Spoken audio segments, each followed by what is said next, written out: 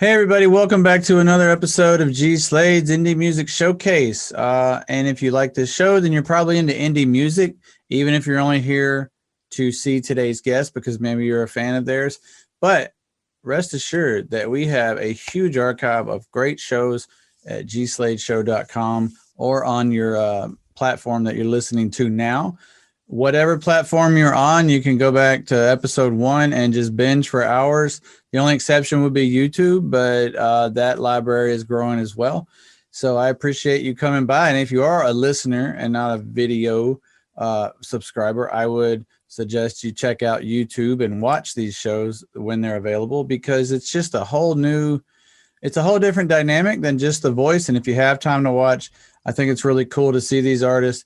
You hear what they say, but you can see the facial expressions, and it's just a new level to the experience. You get to see some of the cool artwork, and it's just a lot of fun. So with that said, really appreciate you coming by. And if you want to continue to support indie music, the sponsor of the show, G Slade Music, also an indie artist, check him out on Spotify or your favorite platforms, or go over to gslade.com. And hopefully you find a couple of songs you like. The latest single is Canceled, and it's doing pretty well on Spotify. And I invite you to listen and download the entire library of the show if you just want hours, over 100 hours of content. Great music, great interviews, great people. I just can't put everybody over enough. And I have a great time doing this show. And if I'm enjoying it, surely other people out there will enjoy the experience as well. Again, so excited that you came by today, whether it's the first time you've seen the show or listened to the show, or if you come every week. I appreciate you. So thank you very much. And without further ado, let's get to today's featured artist. All right. Peace out. All right. Hey, everybody. Welcome to another episode of G Slade's Indie Music Showcase. Thanks so much for tuning in to another episode. If you're coming back, if it's the first time, thanks a bunch, which means you're probably a fan of the band on today if this is your first episode. So today we're talking to the Almas. So what's up, guys? Welcome. Hey, not much, man. How goes it? All right. Pretty well, except for all the inclement weather trying to shut me down, but I won't let it. But if we do just suddenly turn off, that's why lightning struck me or something. So I'll text you. I'll text you like, okay, now I'm back on. But yeah, so welcome to the show. Thanks so much for being on. Where are you guys located right now? Where are you talking to me from? Right now we are in New Munster, Wisconsin. All right. Little town. Yeah, at our practice space. Mm-hmm. Nice. So Wisconsin's pretty big state. Which end is that town? Like, what's it near as far as metropolitan? Southeastern corner. We're about 20 minutes to 30 minutes from Kenosha. Okay. Yep. How far to southeastern Madison? Corner. How far to Madison is that? Hour and a half or so. That's not bad. I've heard there's a pretty good music scene in Madison, or there was at some point. Yeah, I know a lot of venues have closed there. But yeah, there's a good scene there. There's a good scene in Milwaukee. Green Bay's got a decent scene. All right, cool, Yeah. cool. I've been through Wisconsin a few times just traveling for work, but I've never really gotten to experience it. Although, obviously, while I was there, I bought some cheese because I just had to know if it was really different. And it was awesome. And I even got it at the airport, but it was like a local farm. But it was like Nice. super sharp cheddar, just a big ass wheel. And we just ate it. Like, we didn't put it on anything. Yeah. My wife and I just love cheese, like different flavors. Yeah, for sure. Awesome. Almost everything but American cheese we'll eat, Right on, man. Well, cool. Yeah, so I participate in a songwriting challenge that was actually founded out of Madison. So it's kind of cool. It's called FALM.org. FALM, I don't know if you ever heard of that, February Album Writing Month. It's pretty neat. Online community of songwriters get together and try to write 14 new songs in February. Oh, wow. So That's it's pretty cool. intense. It's a song every other day. It's self-paced if you want to write demos or just lyrics or instrumentals or whatever. Yeah. And you can Okay. collaborate. It's kind of cool because you can collaborate with people around the world. So, well, very cool. I think you're my first guest from Wisconsin, so that's pretty neat. Awesome. But I came across you guys by talking to Nolan, the manager with MK Music. So he was excited to bring you guys on from what I heard from him. So how did that come about? How'd you guys end up working with MK? As far as I know, he came across a write-up of one of our album on some magazine. He was just checking out on Instagram or whatever, and It's called the core. the core, The core. yeah, the core, and yeah, he just decided to hit us up, asked if we were in need of some management, and we started talking details, and now here we are, and he's managing the band. Awesome. Yeah, we have a decent relationship. I've interviewed, I think, all of his active artists right now. Oh, sweet. Okay. Right. Cool. So when I saw him post that he had a new artist, or maybe I was texting him about something, I think I was trying to score free tickets to a rock festival that Farewell to Fear is at, because that's one of his bands. Oh, yeah. And we actually had Tommy on the show, so that was cool to get to know them. But I'm hoping to score an interview with them at the festival. But I was like, hey man, you got any tickets to that? And he's like, nah, we're out of tickets, but we could do an interview. And he's like, I got a new band or something like that. I'm like, cool. Well, you want me to like bring him on the show? He's like, yeah. So that's how we got here. So Oh, Oh, excellent. Well, good job. so tell me a little bit about you guys. So I've listened to your discography, but maybe some of the listeners that just come to the show that didn't necessarily come, regardless of what artist on, they just come and listen and discover new artists. Kind of give me a background on the band itself, how you guys came together, the influences, what kind of sound you're putting out, and just kind of like a origin story, if you will. All right. Well, we'll start that. We'll start from the beginning. Yeah, take as much time as you need. I need content, man. I need All content. right. Good. We got this. So was it 5 years ago, something like that? About 5 years. So it's in 2016, I was in a different band, and we were in search of a lead singer, and I had a huge drinking problem at the time. And I decided it was time for me to kind of move away from that and try to refine myself, So I started a new band, hence the Almas. And the Almas actually means soul in Spanish. So as you're trying to refine your soul, as I sobered up. And so it was kind of fitting to name it the Almas. Not to interrupt the story because I'm already interested in it, but why go with the Almas and not like Los Almas or Las Almas or like the Spanish prefix, Because I didn't want to necessarily be associated people thinking, oh, this is like a mariachi band or something, Right. Yeah. No, that's probably good branding. Yeah. Yeah. Yeah, exactly. I never wanted to label the band as just, a Spanish sounding band or whatever. And it makes people, ask, what's it mean? Where'd you come up with it? So right on. Yeah. So, and that's how it started. And, since then we've had a ton of members. Matter of fact, I'm the only original member of the founding people. We went through one singer and we got Crystal. Went through multiple bassists and finally landed on Chris. But for some time, Josh had played his bass and went back and forth between bass and rhythm. And then Andrew is actually the newest member. He is the drummer to the band. And awesome. Yeah, drummers have always been a problem. We've never been able to keep one around. And we finally got Andrew. And we've been looking, we wanted him to join the band for many years, actually. And finally came to fruition that he would be in the band now. So is everybody from that? Are you guys all from the area? That Wisconsin area? Yeah. Yeah, it's all border. So some of us were like Gurnee, Illinois kind of area, and the I'll rest take your of us word were for just it. over the border. Yeah. He has no clue where we are. Northern Illinois. Yeah, it's that Illinois-Wisconsin border. It's we're about a half hour to a 40-minute drive from each other. We're close. Right. How far is your city from the Mississippi River? Pretty far. Pretty far? Yeah, okay. Because we're on the eastern side and the Mississippi's on the west. All right. I was trying to orient that because I live in Mississippi, so the river's not too far away, Okay. All right. Yeah.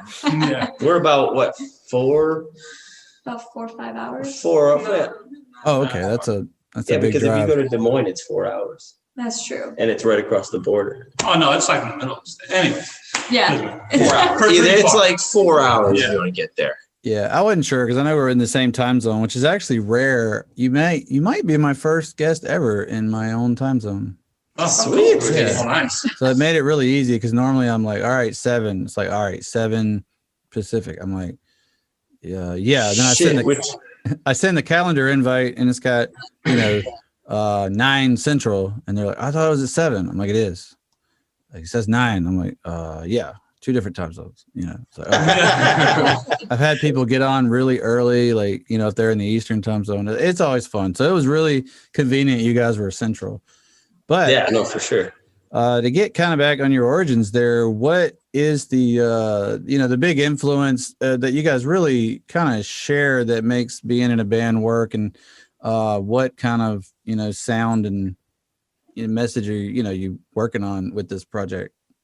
When it comes to influences, we're all kind of influenced, like not vastly different, but pretty different. And we all kind of just like use that to come together and make something new.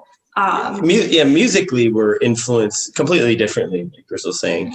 But the one thing we all do share in common is we do want to make this our living. This is our passion, and we're willing to do anything that it takes to at least make a living, you know, to make it, quote unquote.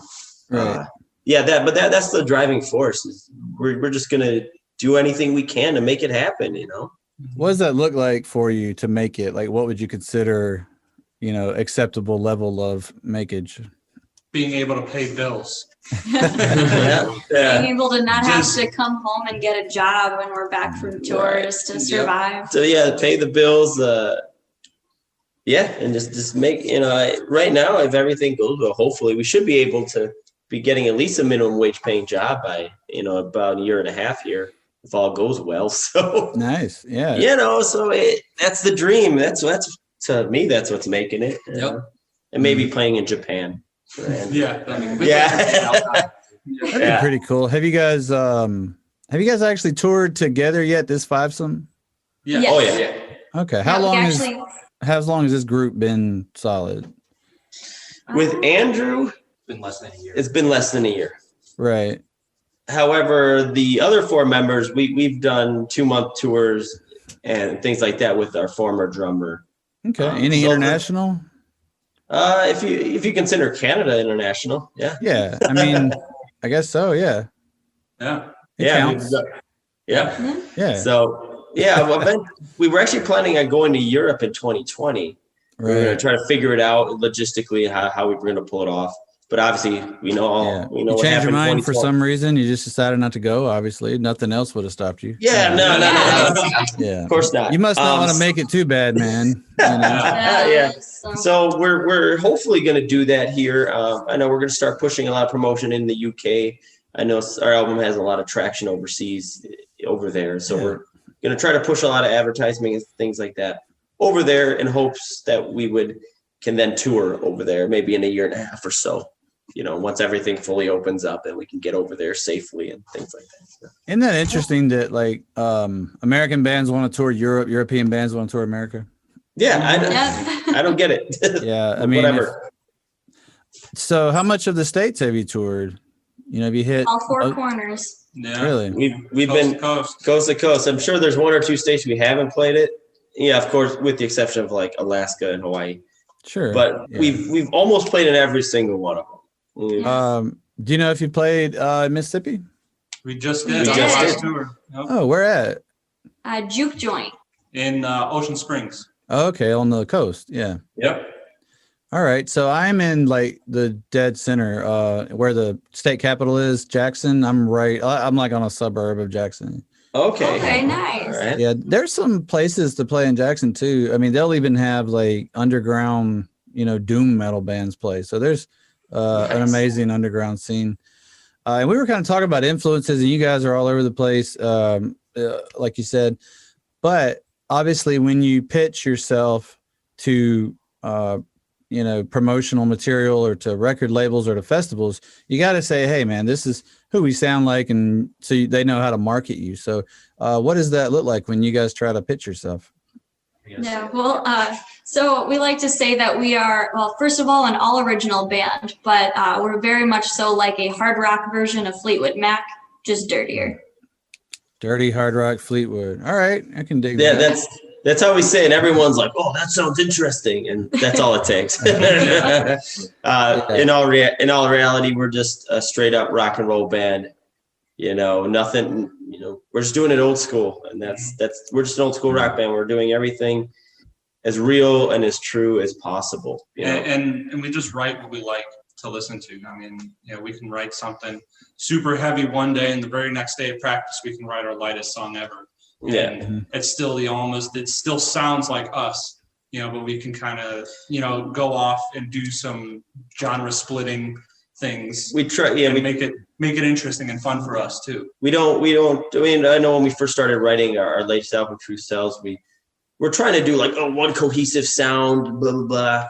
It doesn't work, man. He's got to let it flow, and eventually it just comes out. What we write is just us, and that's how it is. And I'm sure when you listen to our discography, it has different styles that we write, but it's still rock. At the end of the day, it's rock music, loud Marshalls and banging drums and cranked vocals and booming bass. Can't forget you. I really I love the bass element just because, for one, it's really fun to play, right? And two, if you listen to a song without it and then put it in, it just it's like a whole other experience. So I just picked up a 6-string Ibanez bass, which I really like. It's like walnut. Yeah, it's walnut. So the action is just stupid, ridiculously good, so a lot of fun there. I listened to the album the first week we were going to do the interview, so it's not 100% fresh in my head, but I did enjoy it.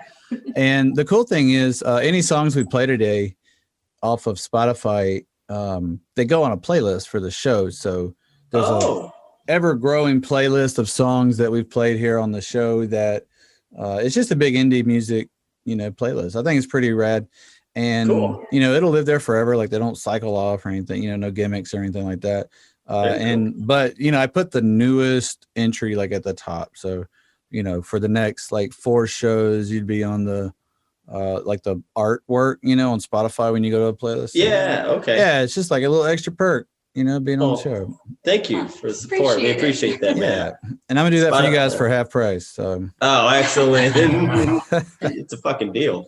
Yeah. All right. So we kind of touched on the True Sales album, and I tried to throw it up in the background. I guess everybody can see that. Yeah. Oh yeah, it's behind me. It's fresh, dude. It looks great. Well, it was a good picture, so it made it look, because it has its own like depth effect, its own 3D, so it makes me look like I'm in a bigger area. But it's if you turn that off, it's not that impressive. So. Actually, before I get into the album, I was going to ask you about the practice space you got there. It looks pretty rad. Like, tell me about this practice space. Well, if Josh moves around there, you'll see there's a gigantic gymnasium behind us. Okay. And we're on the stage, and it's actually my old grade school. They don't have classes here anymore. And really? And so I asked them. I've always been involved. It's a Catholic school, and I've always been involved around helping the church or whatever. And we asked them if we could practice here. And they're like, well, we're not using the space. As long as you pay rent and insurance, you're good. Yep. So we get the whole gymnasium, the gym, the stage. So the whole damn building, actually. Yeah. And can you just be as loud as you want? Oh, yeah. We can play till 4 a.m. if we wanted to. Mm-hmm. Sweet. Yeah. I think they let us be here because they've never heard our music. So I always love telling people that we practice in a abandoned Catholic school, and they're just like, with the music you guys play, it's ironic and it's awesome. Yeah. Well. Yeah, and it works great too because we've done light, and we sometimes take out a light show with us on tour sometimes, and so we were able to build a whole light show. We're able to practice our stage movements. It's everything because we have a whole stage. So we can really work out how things logistically will fly up on stage and down. Yeah, it kind of figure it all out here. So when we're out on the road, it's it's super easy.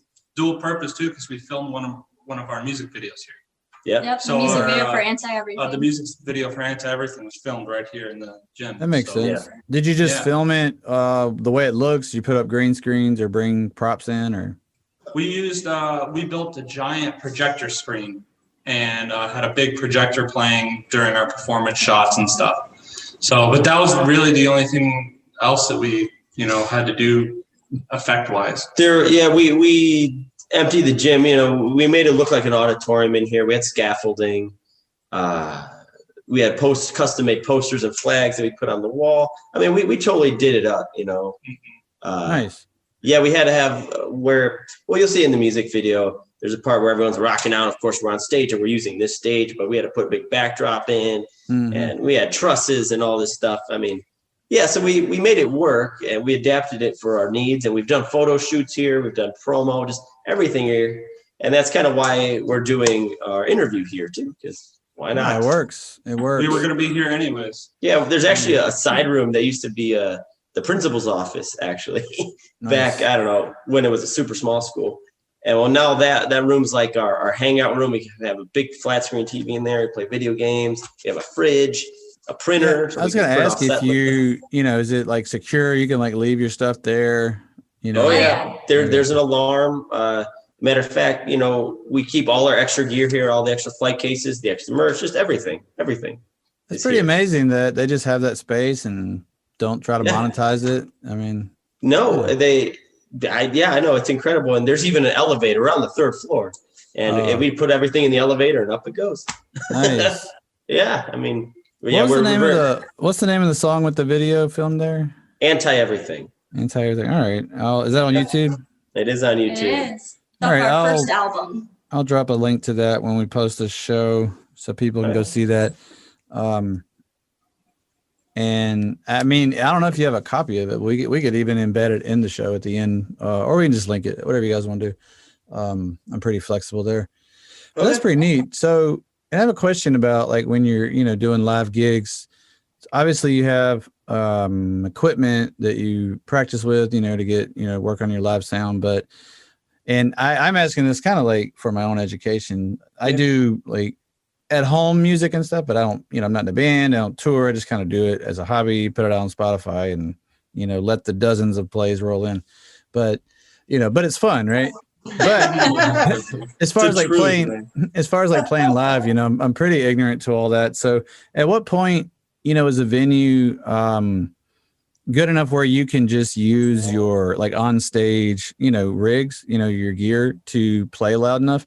At what point do you have to, or have you been somewhere where you had to get, actually a PA involved to carry the sound out? We don't do any gigs that require us to bring a PA. So usually at the place that we're playing, even though they're small stages, they have a PA, however small it is. That's the one thing we don't do. We don't haul around a PA anymore. We used to, and it puts too much strain on the trailer. It's a lot of weight, especially if you're on a tour and you got like 2 or 3 shows where they already have their own sound system, and you got that one off that you have to bring a PA. Why am I even going there? It's not worth it, Right. So if the venue knows that they need a PA for their size, I mean, most of them would have their own, I would assume, right? I mean, I would imagine not every act carries one around, No, most of the places we're playing are full-fledged music venues, so they have their own in-house PA system and their own sound engineer and lighting guy, or even some smaller bars still have like a PA there, but you got to run it yourself. Sure. Yeah. Put somebody on the mixer and all that. Right. And one of us will run it side stage or something, I was going to say, how big is your travel crew? Is it just the band? Or are there, just people? 5 people, just the 5 band members. Yep. That's enough, huh? Oh yeah. That's eventually when things get bigger or busier, there already has been talk about bringing out a side crew. Just depending on how many shows we're playing. Right now we can still do it ourselves and it's not a problem. So, yeah. Well, that's cool. I mean, hopefully you get too big for that and you need the help. That'll be a good thing. Yep. That would be sweet. That'd be awesome. Yeah. We already got our stuff picked out. Yeah. And then if we have the finances, of course, to pay someone to be on the road with us, of course we would. It's always helpful to have a merch person because, when we're on stage, Crystal's the gal at the merch, and so when we're on stage, no one's watching the merch. So that's right. That's always rough, and yeah, you definitely need that. Yeah. So do you guys, is your merch limited to what you keep on hand, or do you have a distributor that people can just like buy it online and have it? It's mixed. We do have a little bit of both. If you want to shop for our stuff online, we do have almostheband.com/shop. people can look at, and it's our CDs, vinyls, everything we've got's up there. But for some of that physical items, we do mostly just have what we have in stock to purchase at shows, and we can always send it out. Shirts are one of the only things that are debatable.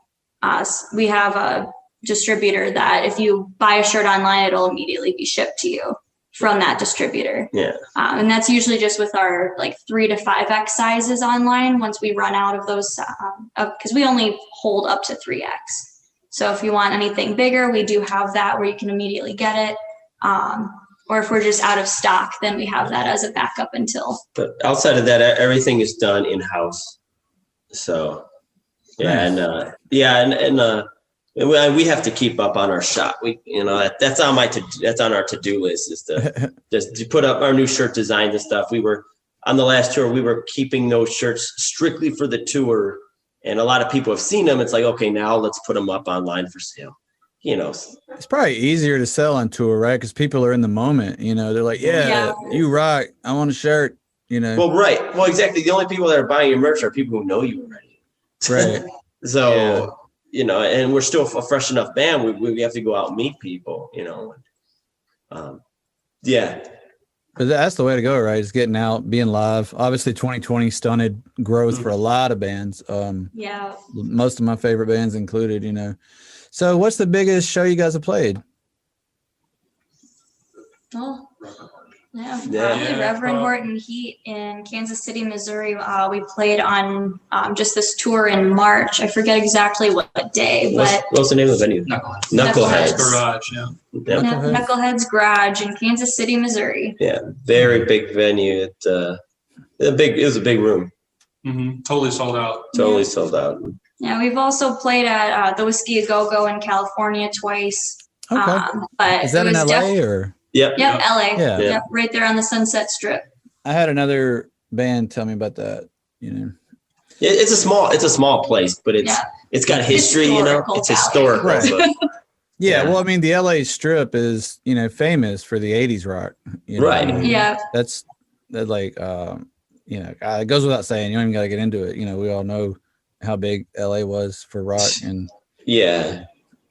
so cool. That's pretty neat. So that big show you played, do you have any idea how many people might have been there? 2 to 3. 300. Yeah. So it was a limited capacity, but it was sold out, and there was about 300 so people in there. 300 seated. Yeah. Right. But that place can probably hold 8 to 1,000 cap in there. Mm-hmm. It was a big room. It was crazy big. How do the financials work for that? Like, did you get credit for the ticket sales? Like, you were the draw, or did you just how does that work? Fun. Yeah, so it depends on every show. For that one specifically, it was just going to be a guarantee. That was worked out with our booking agent to put us on the show. Some venues, like the Whiskey A Go-Go, is one with like tickets and stuff like that. Every venue is really kind of just different. Something like that. Right. Yeah. It all depends. As a band, every band wants to get a guarantee. But if you're new in a state or in a region, you can't ask what you want because no one knows you. They're not going to pay you. So you start, you do the ticket deals or the door or whatever, and then eventually you work your way up to a guarantee. Or you get to put on a bigger show like Reverend Horton Heat where we got a guarantee. But, it's all about selling merch. At the end of the day, it's about merch. It's about how well you can sell the merch. So. Right. Is that's the biggest source of income? It's selling merch. And definitely what we've found. Absolutely. That's the best way to grow the fan base too, right? Because it's really organic. It's not like, because there's so many Instagram ads for bands. It's like, it's not organic, like I've never discovered my favorite band through a commercial. Right. The whole idea of the Almas and like Truth Sells, the album, is that we're trying to be as honest. You can put all your music on YouTube, Spotify, and you can make it big and never step foot out on the road. Mm-hmm. That is not, when you think of all the iconic rock bands of all time, they didn't do that, man. They got out there, they lived in the stinky van, and they went and they just played and played and played and played and played and shook hands and met people. And that's true. People nowadays, they want that. we are so fed with our social media and this that we start to lose touch. And so we as a band have always wanted to be, we want to be honest with you. And so our show, everything we do is 100% organic, as best as we can. Obviously we have to play the social media game like anybody else does. Yeah. You pretty much have to. Yeah. Yeah. But, but we sell ourselves as a honest to God, hardworking, true rock band, and try to do things old school. Honestly, that's why we have vinyls. We do minimal. Yeah. We do minimal editing. When it like the vinyl behind you, that was done on old tube TV, and we had to get an image and put it on a tube TV and put it on a VHS tape to get it on there. We could have easily photoshopped that, but people respect when you take the time to do something, put a lot of effort in it. People sense that subconsciously. They know that. They hear that in your music when it's not compressed. They just know. That's what makes the old school rock so great, is because it's not perfect. It's not quantized. Yeah. And it's actually, especially the original releases, maybe not as much the reissues, but the original releases is literally just an analog recording of some noise some people made, No, which is great, Yeah. And that's, I love jamming the record player, the turntable, even though all that stuff and more is like on Spotify, which I could easily put on a bigger speaker and all that. But I don't know, something about it. If I see a, Metallica or something, I pick it up and just go play it, or Jimi Hendrix or something. It just sounds cool.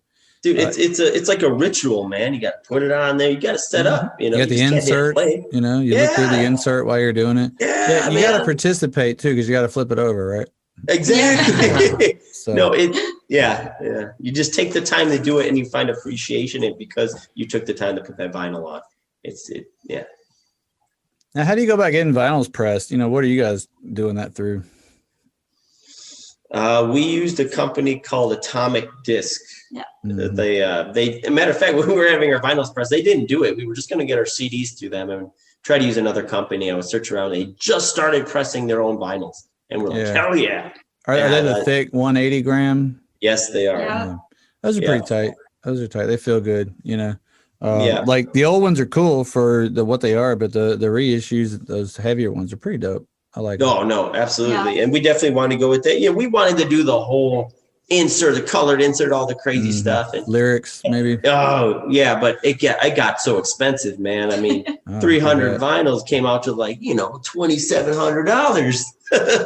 So you can't be doing that. So it's like it would cost you like $9 a pop. So you'd have to sell it for, a bit more, probably at least $15 to even make it worth it. Mm-hmm. Right, exactly. So we try to on our first vinyl too. We weren't sure how they were going to sell either. We've seen a lot of other bands sell vinyl and stuff, but we never did ourselves. So we're like, all right, let this go easy on this one, and maybe we'll do a deluxe that'll have our EP. We're talking about re-recording our EP. So maybe we'll do a deluxe 2 vinyl with True Cells or something, and really go all out on that one. Do you carry any around the shows and sell them? Absolutely. Yeah. I think that would be a crowd definitely up for it. It's kind of like the same market because people that go to live shows have a bit more interest in the music, right? So absolutely. So my favorite way to see live music now, I used to just go to like whatever tour the band was having. That like I'd go to a band and look up their tour and just go to like their concert and whoever's opening. But I tell you, I was hooked on music festivals after I went to one, and it was mainly metal with like 80s headliners. But the undercard was strong, if you know what I'm saying. It was ridiculous. I probably mentioned it on 4 out of 5 episodes because it was that awesome. And then, of course, they got canceled in 2020, so that kind of sucks. But I'm headed to another one this year, so that's great. But what I was getting to, have you guys played festivals or have you looked into that? And do you think that's something you want to do and can do or will do? Yeah, it's something that we definitely want to do. Festivals is a little bit more difficult to get into.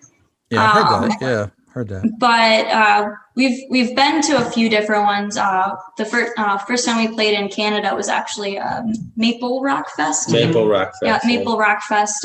Chris had a contact that got us in, and they were more than happy to have us. So we were very excited to play in Canada for the first time at this, music festival. And otherwise, we haven't really played too many festivals. There's Anacoustics in Ohio that we play a lot. Taste of Wisconsin, we play here in Wisconsin.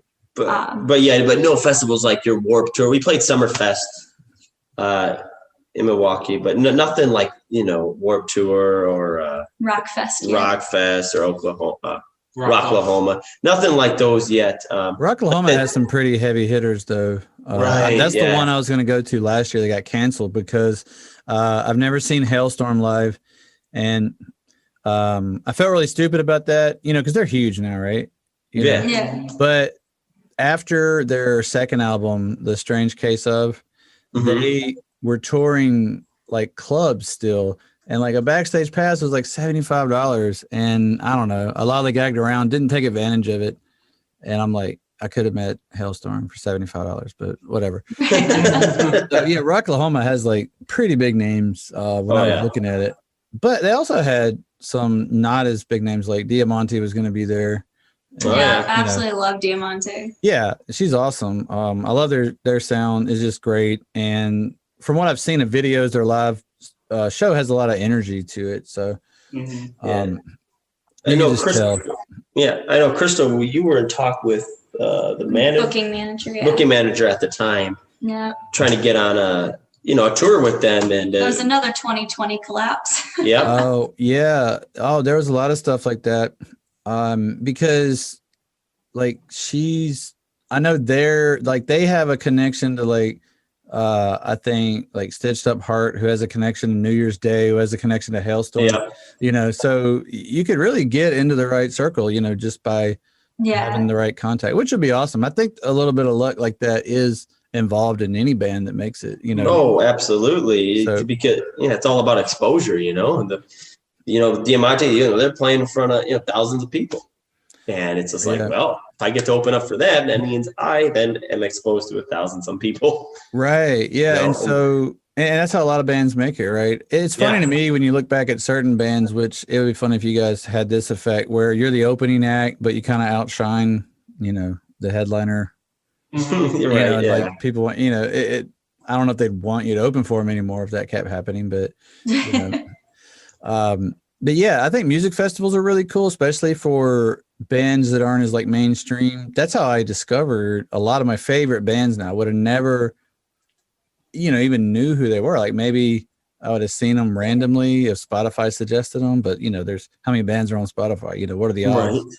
Yeah. That's just a crapshoot. I did discover Diamante that way, but like it's rare. There's probably somebody I'd like just as much that I hadn't come across.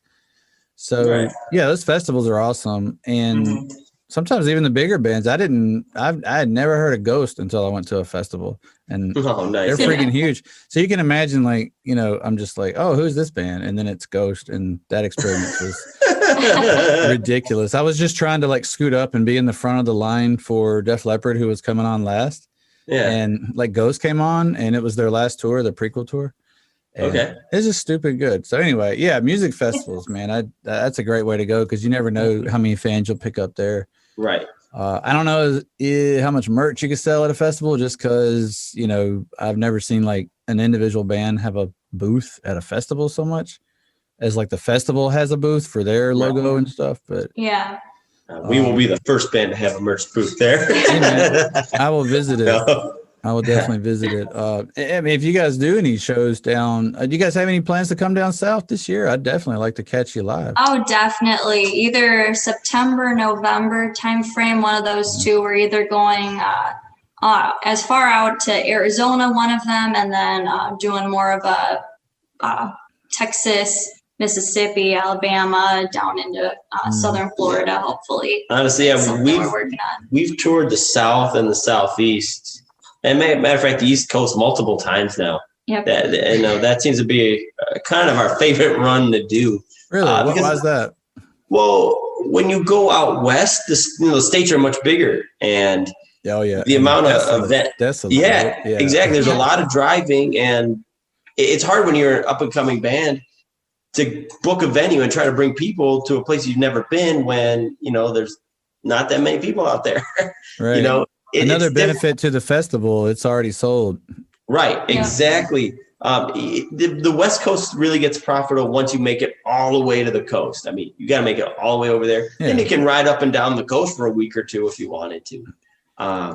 But what about casinos? You ever looked at casinos being like a, like a band that maybe not like the house band, but like a regular, and do like a rotation where you can hit like a circuit, Very early on we did, but that was early on in the band. So it was one of those, who are you and why would I have you here kind of a thing. So we haven't in a while tried for it.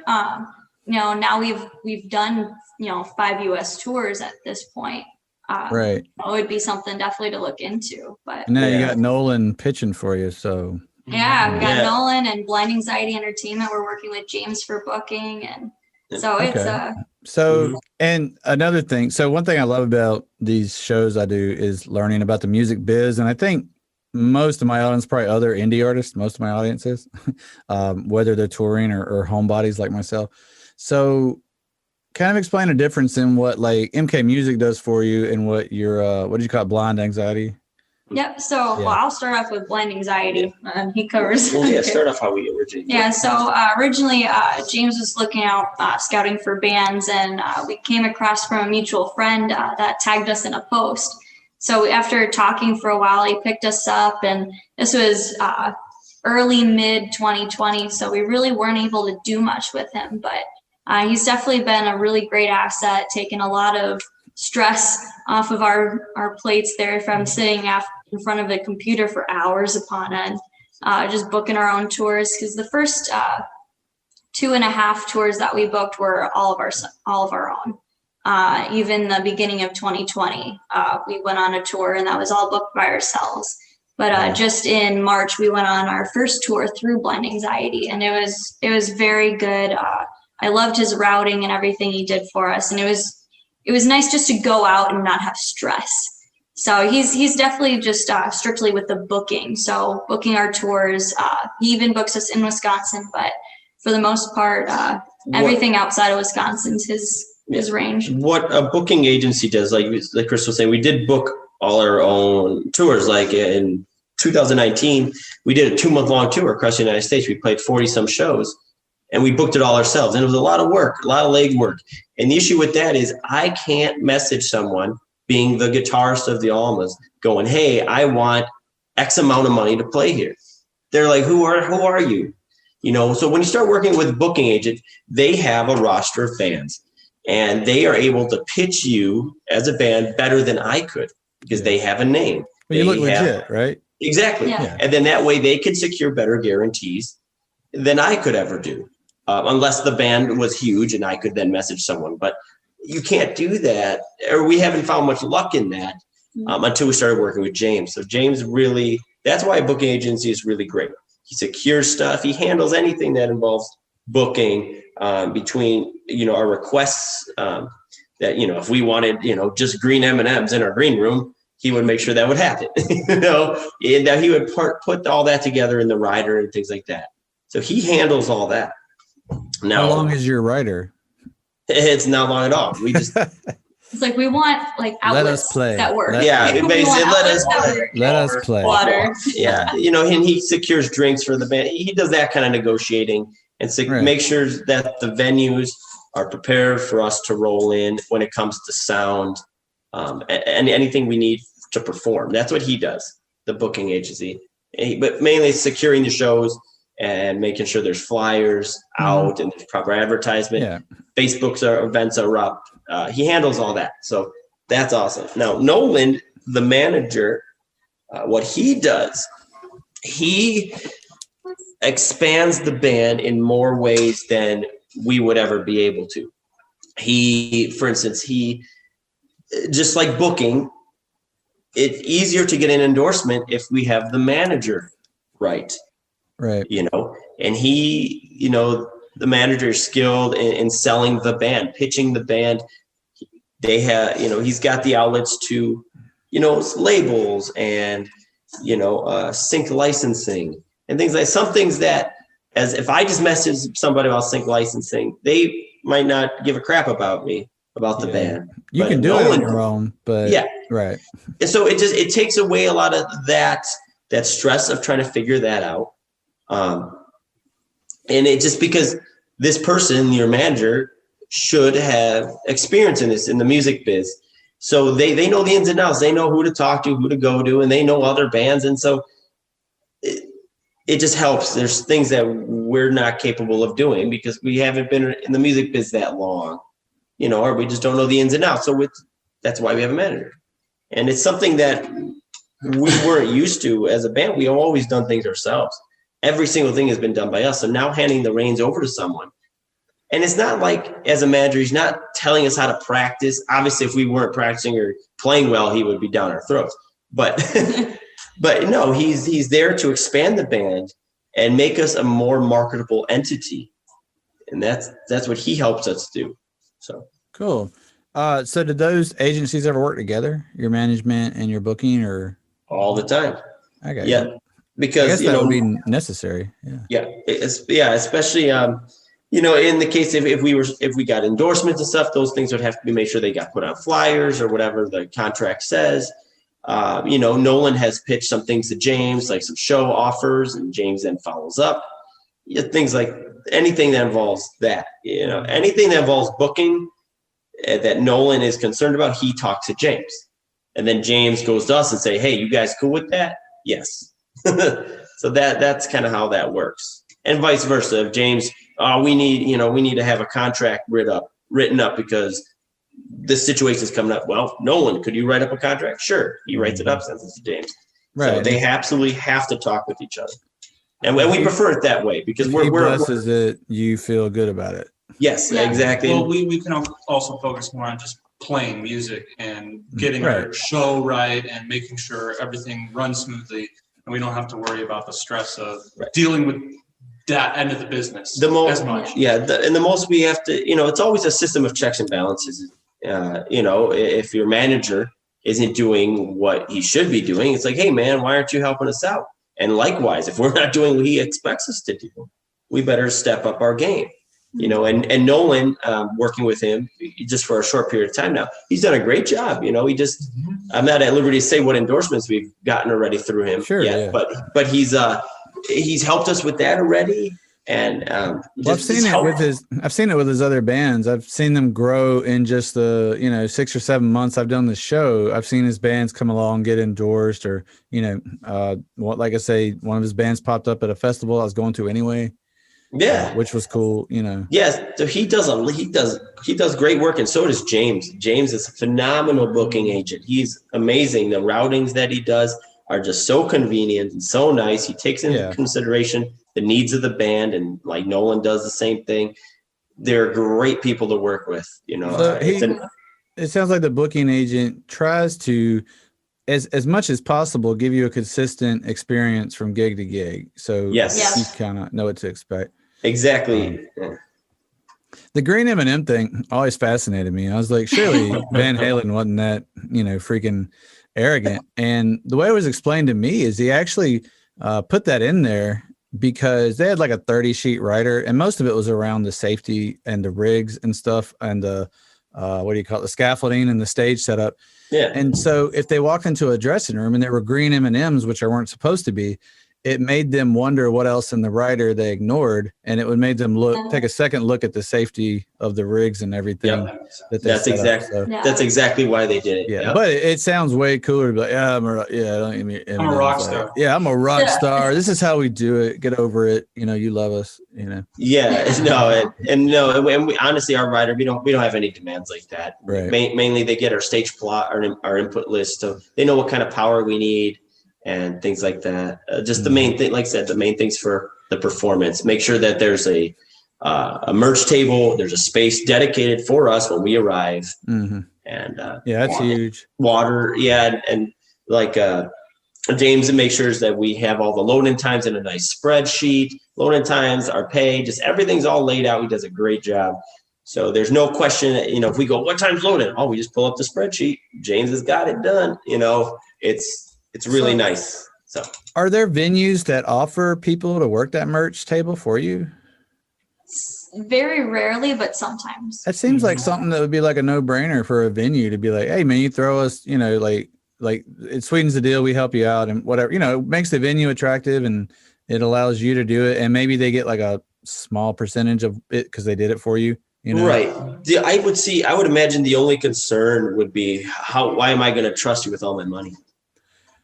Yeah. I mean, there's that. You'd have to have a way to track your inventory, and they'd be liable for it. I mean, there'd have to be some checks, but it just seems like a natural evolution, because like the bigger bands, when they tour, they probably don't even see the merch people, right? Once you're like, freaking, because they Motley Crue level or something. Yeah, because they bring out they have their merch crew that they hire to go and do it, for them. Yeah, for us, it's a little bit.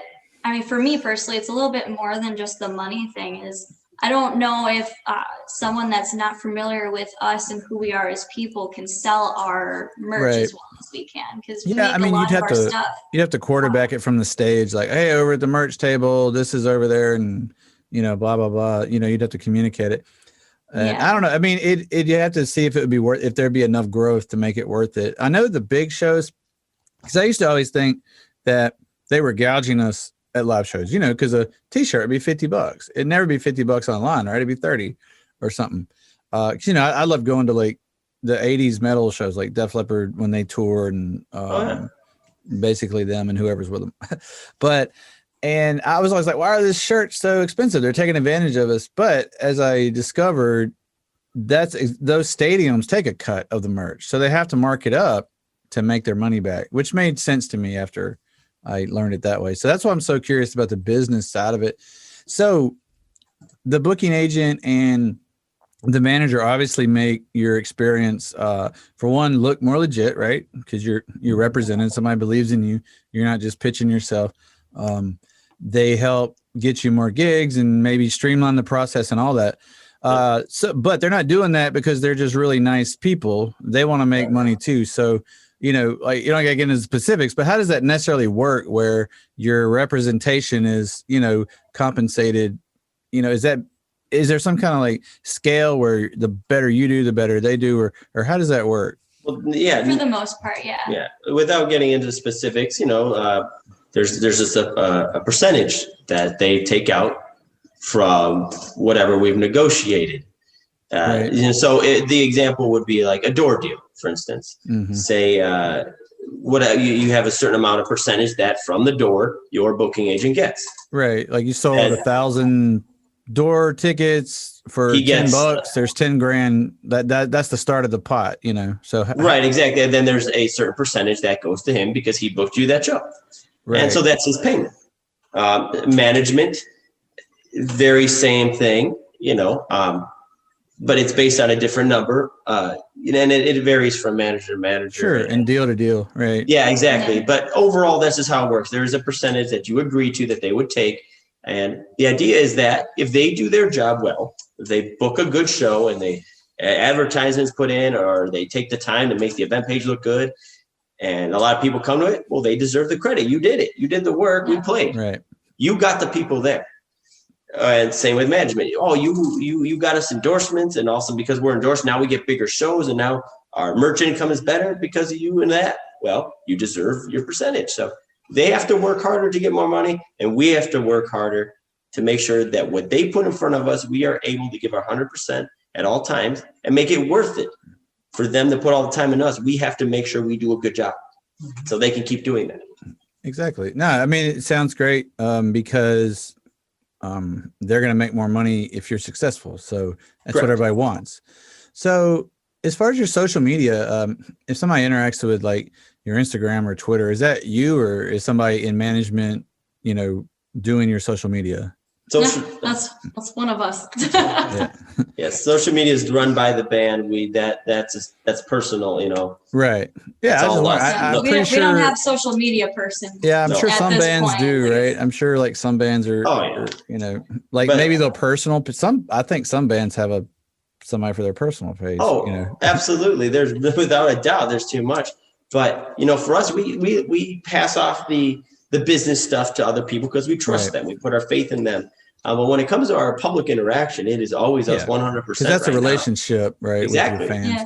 So what all platforms are you on? I mean, you basically on everything, or is there things you favor that are more successful for you? Yeah. So like Joking. Yeah. We'll drop the link in the description. Yeah. No, we're basically on the majority of things, but we suck at Twitter, so it's really just our Instagram stuff that goes through Twitter at the same Twitter time. sucks. Yeah, Twitter's an awful platform. Yeah, Like, Twitter, it's not terrible. worth it. It's the worst. If you want to follow us on Twitter, go right ahead, but you might as well just follow us on Instagram at that point. Instagram and Facebook are the main ones. Whenever we do post a new music video that's on YouTube, we do have a TikTok. We don't do anything with it because I suck at it. So it's up to one of these guys. Just get a 10-year-old to teach you. You know what I mean? Just get a 10-year-old to show you how it works, and exactly. Just you'll be hire TikTok my famous. Yeah. Or cousins. Look, my 11-year-old daughter has more followers than my show account. So, in fact, the biggest. She's hired. She could hook you up. And it's ridiculous stuff. And her name's like, we worship Butter Dog, and I'm like, what the hell? Like, but people love it, and it's just goofy videos. But the biggest video I ever posted was a video of my cat, you know, because I post like #cat because I put a cat door on. It's got like a hinge and everything, you know. So I have all these ads for the show on there, like, hey, check out this guest, and it has their music embedded, and then I put like, hey, I got my cat a cat door, and it's like, you know, almost. I think the first hour I had it up, it beat any of my other videos. People love cats. Just #cat. I mean, cats rule the internet. I didn't even put my music in the video. That's what I should have done. I should have embedded one of my songs in it. So what I'll do for you guys, I'll post my cat again, and I'll just put your song in the background and like a picture of the album, and you know. Do it. What's your handle? What's your handle on TikTok? I'll be sure to tag you. At Almas the band. That's across all social media platforms. Yep. Almas the band. Yeah. Almastheband.com. YouTube /AlmasTheBand. Instagram. Almas the band. Everything is Facebook. At Almas the band. Sweet. We try and stay consistent so we don't have to remember everything. I think there might be one thing, which is like Venmo is at the Almas. Or something ass backwards. I don't know. Like, that's it. But it's always Almas the band. For consistency. Yep. Yeah. How much Venmo action does a band get? Like that seems. We don't promote Venmo. We just don't promote it. It's. I mean, we have PayPal, we have Venmo, we've got all that, but we have Square. Yeah, we mainly use it for people who are like the venue's like, how can I Venmo you money? I'm like, sure. That's why we have a Venmo. Yeah. Like, I guess you. That's can why we Venmo have it, us. just to. Yeah. Man. They can get us money. And that's all cash, right? So then you get the headache of doing the taxes. Does like your representation help you with that, or you got to do all those forms? Currently, the band is not an LLC or business. So one of us personally handles all that. So you got to incorporate, man. So if somebody like trips and falls at your show, the band's liable and you're not. Right. Well, the biggest issue is with incorporating, you do have to show, a profit after 5 years. Really? And if you don't, your business is considered a hobby and they shut you down. So Crazy. The biggest thing I want before we LLC, I want to make sure that the band is creating enough revenue that it is worth our while to actually LLC. Mm-hmm. You just have to be profitable at some end of the year point, not every year for 5 years. Or break even. You just can't show a loss. For 5 years in a row. Is that why so many businesses like reform and restructure? Boom, you have it. Absolutely. So that's why it's like, well, if I can keep it, low key for now, and then we LLC once I know, okay, we are manager booking, we're getting this X amount of guarantees. I can guarantee that I can make this much a year. I know what my expenses are going to be. That's when we're going to LLC. And matter of fact, this year is all about that. It's all about financing this year for us. Just really seeing what's going out the door, what's coming in the door, and what we're going to keep in the middle. That's all about this year. And we've got everything lined up between the booking and management and we handle our own merch expenses. So it's just like we're really figuring it out. So then maybe by next year we will LLC the band and do it. Yeah. And get our tax ID and then get all our write-offs. But I just want to get in the habit of logging your miles, logging this, logging that. Right. You got to have really good books. If you ever get audited, you're screwed. So, you know, God, there's so much business stuff to handle there. And I'm just a nerd for that kind of trivia. So, that's why I'm interested in that. But it's fun to talk about. But we have been talking for like an hour and I haven't even got into your new album yet. So, and, I was going to ask about the artwork, but we'll come back to that. So we can talk about some music and play a song so everybody can stretch or whatever. Perfect.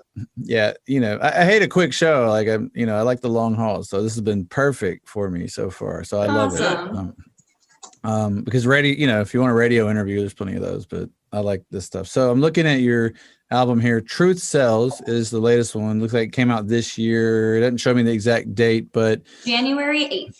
January 8th. All right. Awesome. So just give me an idea, about this album, this project in general. Is there a theme or something that comes out? Maybe it wasn't intentional, but you hear it now, or you were going for something. Just kind of give me an idea of this, project in general. Just honesty. Truth is basically the core of it. Every song is different and different vibes and stuff, but it's all about being your truest self, not faking anything, and just honesty, truth. Mm-hmm. We even have a song called Truth in Greek called Veritas on the album. So nice. I don't know if you have anything to add with that, but overall, just basically we just had a bunch of songs that we wanted to record. We, like I said, we weren't writing an album as a cohesive album. We were writing music, and it just Truth Sells is just all about, what I've said before earlier on in this conversation, that was, we're trying to be honest, an honest band with everything we do. We're going to tell you how it is, but we're not going to be assholes about it either, and people need more honesty with what we dealt with. People just want some truth, whether it's good or bad, you like it or you don't. You just give me the truth, See, I find that people don't want the truth. They want to be comfortable. I love the truth. That's also true. I feel like I'm in a minority. People want the truth as long as they agree with you. But, if we're speaking in mass populations, but, I cold hard truth, facts. Give me the facts, man. But I always say truth is the hardest pill to swallow, but. So everything we do, like in this album too, we just wrote, and what we wrote about was just honest, how we were feeling, which I'm sure most bands do. Right. So is it fairly literal? Is it heavily metaphorical? Are there like social commentaries here, or do you leave it really vague so anybody could kind of take it for what they want? When it comes to lyrics, it's definitely up for interpretation. There's never going to be any one side or another on any topic. It's for the most part, some songs we do have like a suicide awareness song, and that one's obviously like to make people aware that this is what's going on, and we need to be courteous on that. But otherwise, it's vague to a point. We write when we're working on stuff. We always try to keep in mind that we want this to be for everybody, and in a sense, for everybody, because we want everyone to hear our music, but we also don't want to limit ourselves and put ourselves in this box. We're not writing just for teenagers. We're not writing for the politically incorrect, or we're not writing for you or anything like that. We're just writing in general. We're talking about these big general things. Yeah, it's very 3D complex. We're writing about things we care about. Really, that's what it comes down to. It's just we care about these things that we're writing about, and the music itself too. We took a lot of time just working on the music too, and we wrote probably over 20 songs for this album and ended up with 11. So there's more songs out there still that come about from this album, but. So you start you a Patreon for those unreleased ones. Or we'll do like Frank said earlier, like a deluxe version where we'll finish other songs or do some more singles later on down the line. But we just wanted to do it what we cared about, and something that was really organic and the way we like to write. It's just sit in a room together and jam. Yeah, a good example of. I'm sure you heard about like the Kenosha riots with George Floyd and all that stuff. Everyone heard about that. Of course, right. Right, yeah. But like the fallout, for instance, when we were writing that, we had some music, but we had no lyrical content, and it was right at the time when the riots were happening, right in our hometown, in our home county here. And so some of the lyrics were generated just because that's what was happening. So we just it's real life. It's real life, but it isn't about the riots. It isn't about that. It's about uprising. And it's about standing up for what you believe, whatever that is. Yeah. We're not. So there's like a theme. There's a theme, but not necessarily a target or. Yeah. Exactly. You're not preaching, Yes. Right. Yeah. And it's food for thought. That's what it is. Like it's very much so a song about just being who you are and standing up for yourself. But the lyrical content is very visual, using elements of what we were going through at the time. Yeah. So the words like, in the bridge, it's light it up, burn it down. We're not actually talking about burning buildings down. Like that's not at all what it is. But it's, it's just like the social construct, and like the way you are and who you want to be and how you get there kind of thing. So that's how we wrote lyrics with it. But it was never about that. Another song like The Trench too. We had wrote that. It was about really being stuck in quarantine, and you get in a rut, man. Everything sucks. You're in a rut now, and it's about getting out of your rut. And we wrote it, but we wrote it very vague. And we were talking with our videographers for our music video, and they had listened to the song. They're like, "Oh, this is what we want to do," and they pitched the idea of it's about a relationship and this and that. We would have never thought of that ever. But that's okay. That's a good thing because we want people to take their own interpretations. Yeah, this art. Music, we wrote it for us, but this song is for you, and you do with it whatever you want. So, you brought up The Trench. If you guys want, we could play it and come back and talk some more. If that's a song you'd like me to play. If not, we'll play something else. Hey, you play what you want. Actually, why don't we do The Fallout? The Fallout? That's a good one. Okay, it's actually track number 11 on the album. Does the placement have any significance? No, it was a sweet closer, man. So tell me about this track a little bit before we play it. What led to this?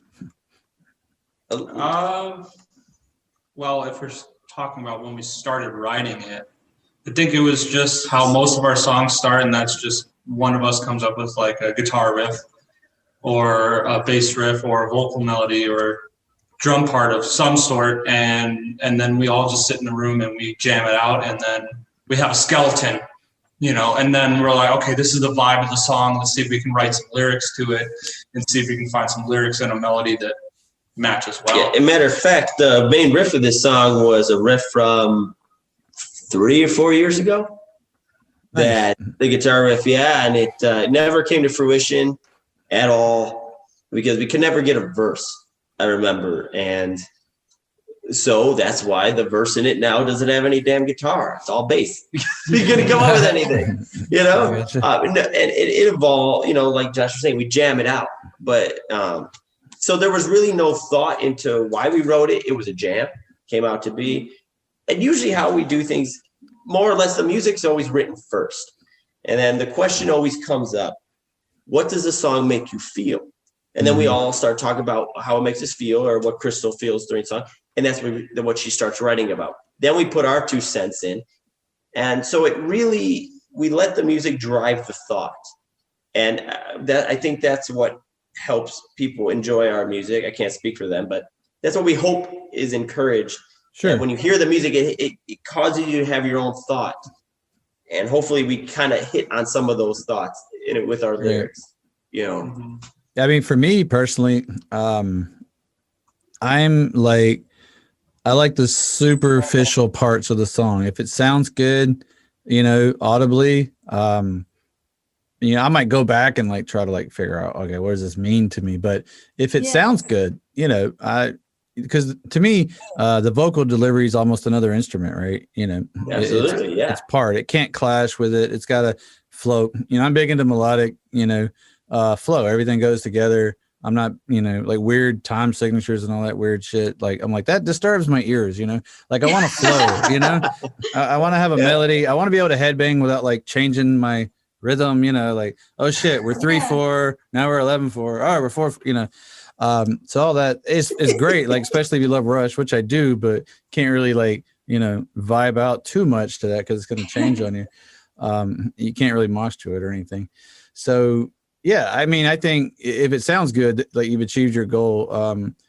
I know my wife thinks I'm crazy when I write lyrics because I just make a lot of stupid sounds until I think I heard a word. Yeah, that's exactly how I do it. That's exactly how it's done. Always mumbling something. Yeah, it's like blah, blah, blah, blah, okay, we'll get there, whatever, which is, I think a lot of people write it like that. So you guys, would you say you never come in lyrics first, or it's just really rare, or? Extremely rare. Like we have a song called Wayworn. I had most of the lyrics for it, and the day I tried out for the band, Frank was just diddling on the guitar, and I pulled out my phone and I was like, oh, let me try and see if this would fit, and it did. And we just wrote a song right off of that. But it was almost more of a I happened to have already, and then I made it work with whatever song is the most that we usually do. The one song that I did have lyrics first, that I'm like, all right, you guys write something to it. We still have yet to finish. So, well, do you have a melody in your head for the lyrics? Like, can you sing them now and give them an idea of where you want to go? Yeah. So, like for this, I can always do that, but it's one of those where it's like, trying to force music to words is always going to be harder, I think. Yeah, I mean, I find that too. Yeah, it's really hard. Yeah. I've imagined a lot of really cool riffs that I've yet to be able to make come to fruition. Yeah, and I'm not musically talented by any means. So for me coming up with lyrics and then being like, yeah, let's do this, I'll never be able to do that. The other thing too is, as a band, we always write together, because if I were to write songs all the time, it would be how I envision the songs, Right. It would have just my thought process in it. But the band writes as a unit, so it's our collective piece of art. It's very rare to someone come in with just, hey, here it is.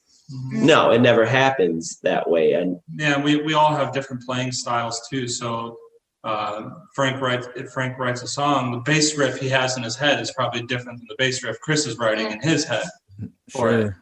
So if you've got only one person doing it, it's like it's probably not as good because you're not getting the influences from your other members. Yeah, and even with songs that the four of us had with like a prior drummer, when Andrew came in, we didn't even show him the drum parts that were there or anything. We wanted him just to create his own thing. And actually some songs, he added his own and it changed up, a good portion of the song, or we added a part, or it just vibed completely differently. And it's a great element that way. We're not just musicians, we're all songwriters too. So it's not like, there's one songwriter in the band and the rest of us are just musicians on it. We're all songwriters. I mean, Andrew's changed some of the songs that we've written, and I had thought in my head, I was like, I never would have thought of that, but he did because he's a drummer.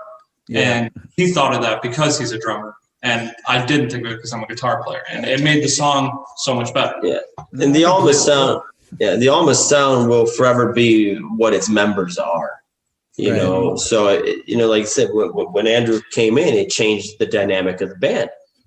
And makes sense because drummers really have a personality in the sound, really change the sound of a band. And even some of our older songs off of Back to Bad, like we were practicing White Lies because we got a longer set coming up soon, like an hour and a half or something. So we had to learn some of the old stuff, and we were jamming with Andrew and playing it, and all of a sudden it was just like I was thinking of, we could do this in this song and make it better. And this crap's been recorded for over a year and a half or 2 years or whatever it is now. And so it's incredible how it just changes just because of the members and what. Especially live, you can do whatever you want to it live.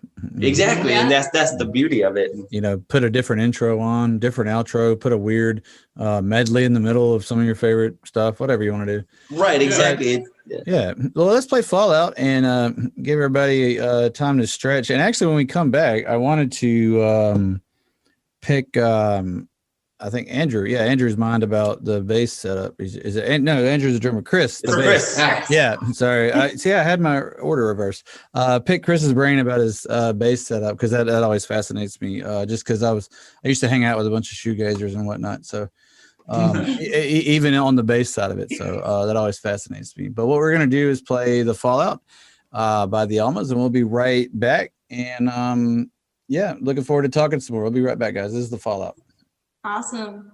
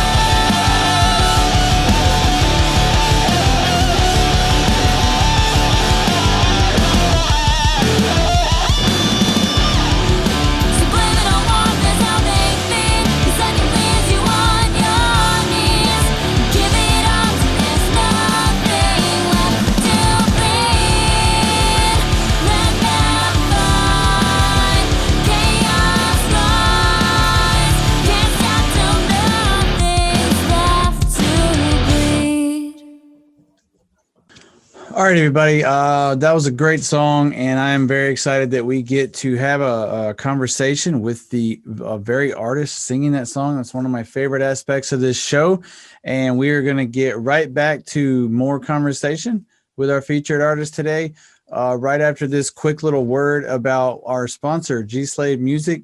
And if you're into merchandise for indie music, all you got to do is go to your web browser and pull up that URL bar and go to merch.gslade.com, and you can see that popping up right there. And you can see that we have several different designs to choose from, and once you choose that design, you can pick from a wide array of custom items. We have the Raised in America Eyeball Bear tee, which is really excellent. My daughter Sadie made the design for this, and I'm just crazy about it. It correlates to the last album, Raised in America, which you can stream right now on Spotify, iTunes, Amazon, YouTube. We have just, if you want the logo on a shirt, we have that.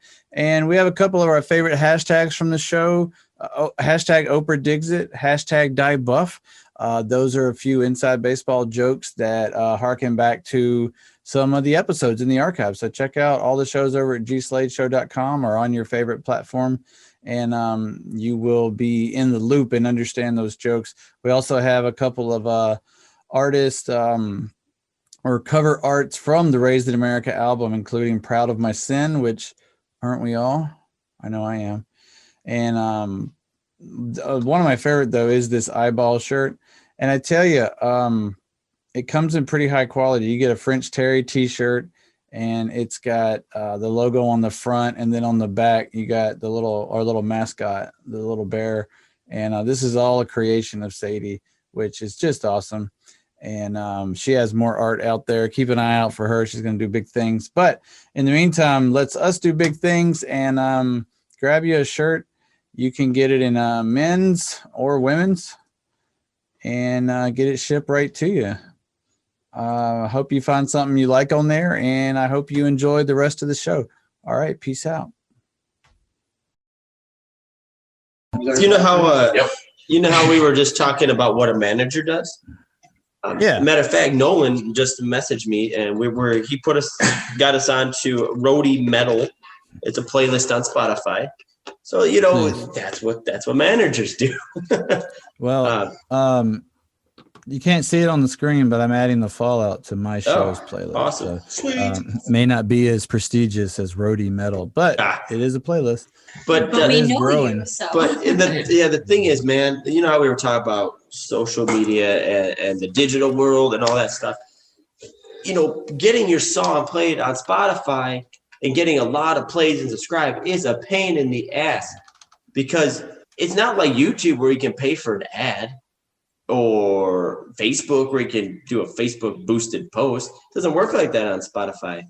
No, you can't really buy your way into. I mean, you could buy your way on a certain playlist, but if I could just buy my way in, then anybody else can too. Right. And so you have to have the playlist curators and all this. Like, it's hell. And when you've got someone like Nolan who can search out these people, message, and blah, blah, blah, awesome. So thank you, Nolan. Publicly. Thank you.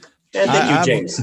I've loved working with Nolan. It was funny. A funny story about Nolan before we get into the bass stuff. But this show just started in September. It was kind of like a COVID thing. I'm like, I need some more, artistic output, so I'll chat with bands, because I've always, enjoyed chatting with people, and bands make sense, or individual artists, whatever. And a lot of it came from, I knew a lot of other indie artists from that music challenge I told you about, FAWM, FAWM.org. So I had tons of other peers, if you will. So, and I'd done like a half-ass show on like a free site called Blog Talk Radio back in like 2010 or something, where I, talked to people. And so I just loved doing it. And I was about, 10 shows in or 15 shows in. I was only doing one a week because the podcast host I had limited the number of hours I could upload, right? So, I had to limit it. That's not the case anymore. But, and then I got an email from this guy, Nolan, but it's just like his email, like Nolan, what I'm not gonna say his email on the show, but it's just his it looks like a personal email. It's not at mkmusic.com or anything.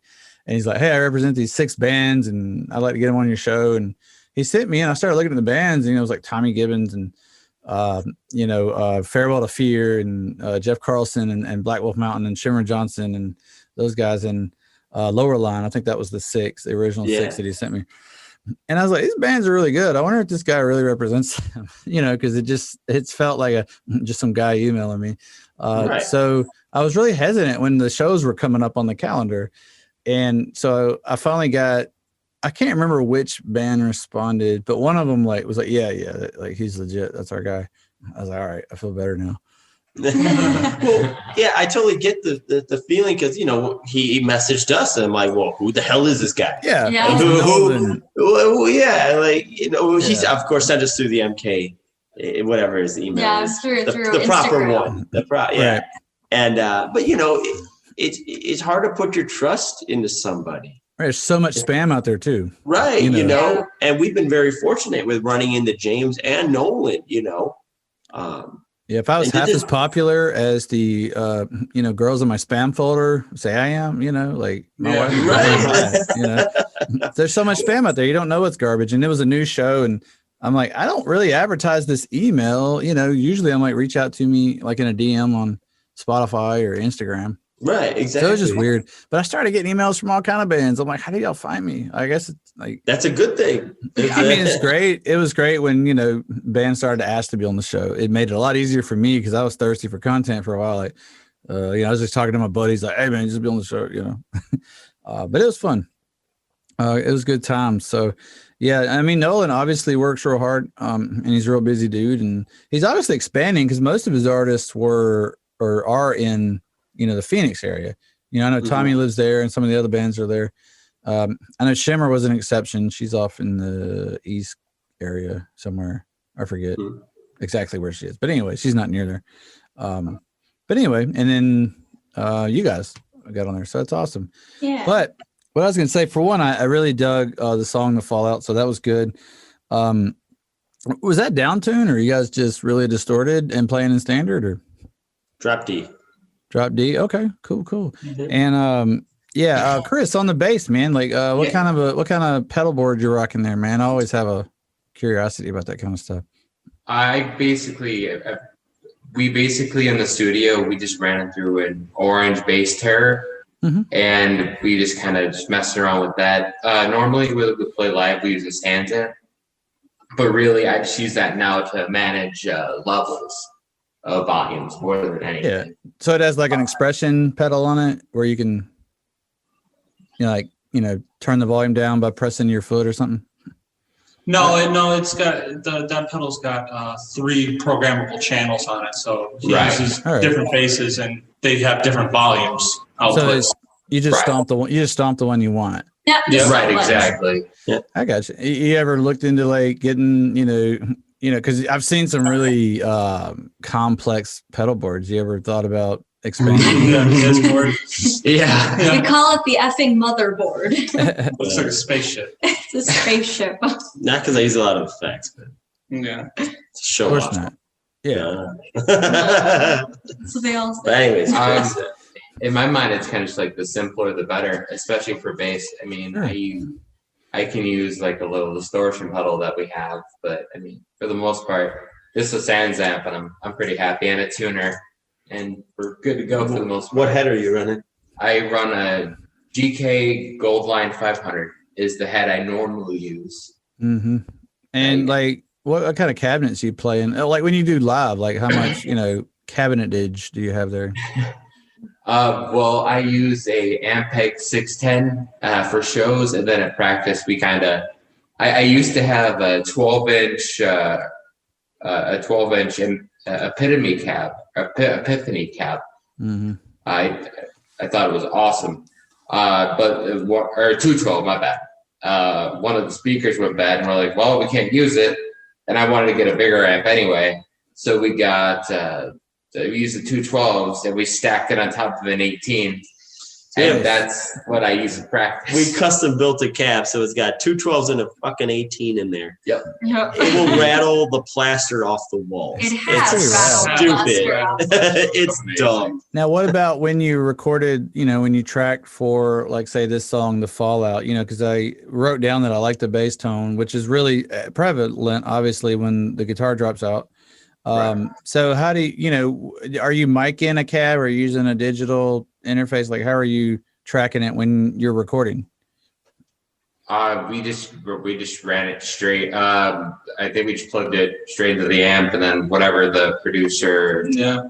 It was a DI. They took a DI signal off the EQ, off the head, and then and just some minor EQing. But it really, because Chris doesn't ever change his bass settings, they're always set. It's really between the basses he uses, and he can go on more about that. Yeah, for that song in particular, I use Music Man for everything, but for that song, I love using a Stingray, a 4-string Stingray. It's a 2013 model. It's really cool, really cool. I like it a lot. Do you happen to know what pickups are in there? It's a stock one. Right. I just didn't know if they were modeled. Really sure. I don't know if they were modeled over Fender eBay. Do you have any I don't think so. I forgot what. I don't know what they are. It has a 4-band EQ, so I have control of Nice. Treble, mid, bass. It's really cool. No, sounds awesome. Do you have any 6 strings? You ever mess with that? I've messed around with 5 and 6 strings, but I personally, I have kind of small, stubby fingers, and it's really, it's a little. It's got sausages. Exactly, and it's a little funky for me. Sure. No, that makes, I get it. Josh and I keep talking him into it, and he keeps saying no. I tell you, I had an inkling that I wanted a 6 string, and when I got it, it was validated. So, if for nothing else, get one to jam on. Just. I had a friend who bought a 5-string bass and put a regular 4-string set on it, and then put a higher string on there, so he could solo on it. Oh, because he's like a trained bassist. Like that was his major in college, bass. Yeah, he's like Cliff Burton-esque or something. Yeah, he's a real good bass player. But like you could do that too. Like I know for me, someone was asking me if I would like to play a 7-string guitar, and I was like, I get all my reference from that lowest string, so adding another low string throw me off. So I would assume it's the same thing with bass too, where if you get all your reference from that low string, you're probably going to be a little thrown off. Right. I really liked it just because, for one, I down tune to drop C these days when I'm doing my stuff because, I don't know, just why not, right? So I just got like fatter strings for the guitar to help with that. But on the bass, I don't really like down tuning a bass because it's hard to keep the action right, and all that. It gets really like I don't know, like kind of flat, just kind of like start slapping the frets. So it was just cool to have that low B, already readily available there and able to work with that. But cool. But it sounds like on the guitar there may be some more effects involved. Where do we start? Motherboard. That thing, fucking motherboard. No, basically the whole idea, like sticking with the whole truth, being honest, the biggest thing we try to do is replicate what we did on the album. Now, of course, there's some string instruments and crap. Well, some synth. Well, we can't do that unless we actually bring strings or synth. And we're not a band that likes to run tracks, so we're not doing that.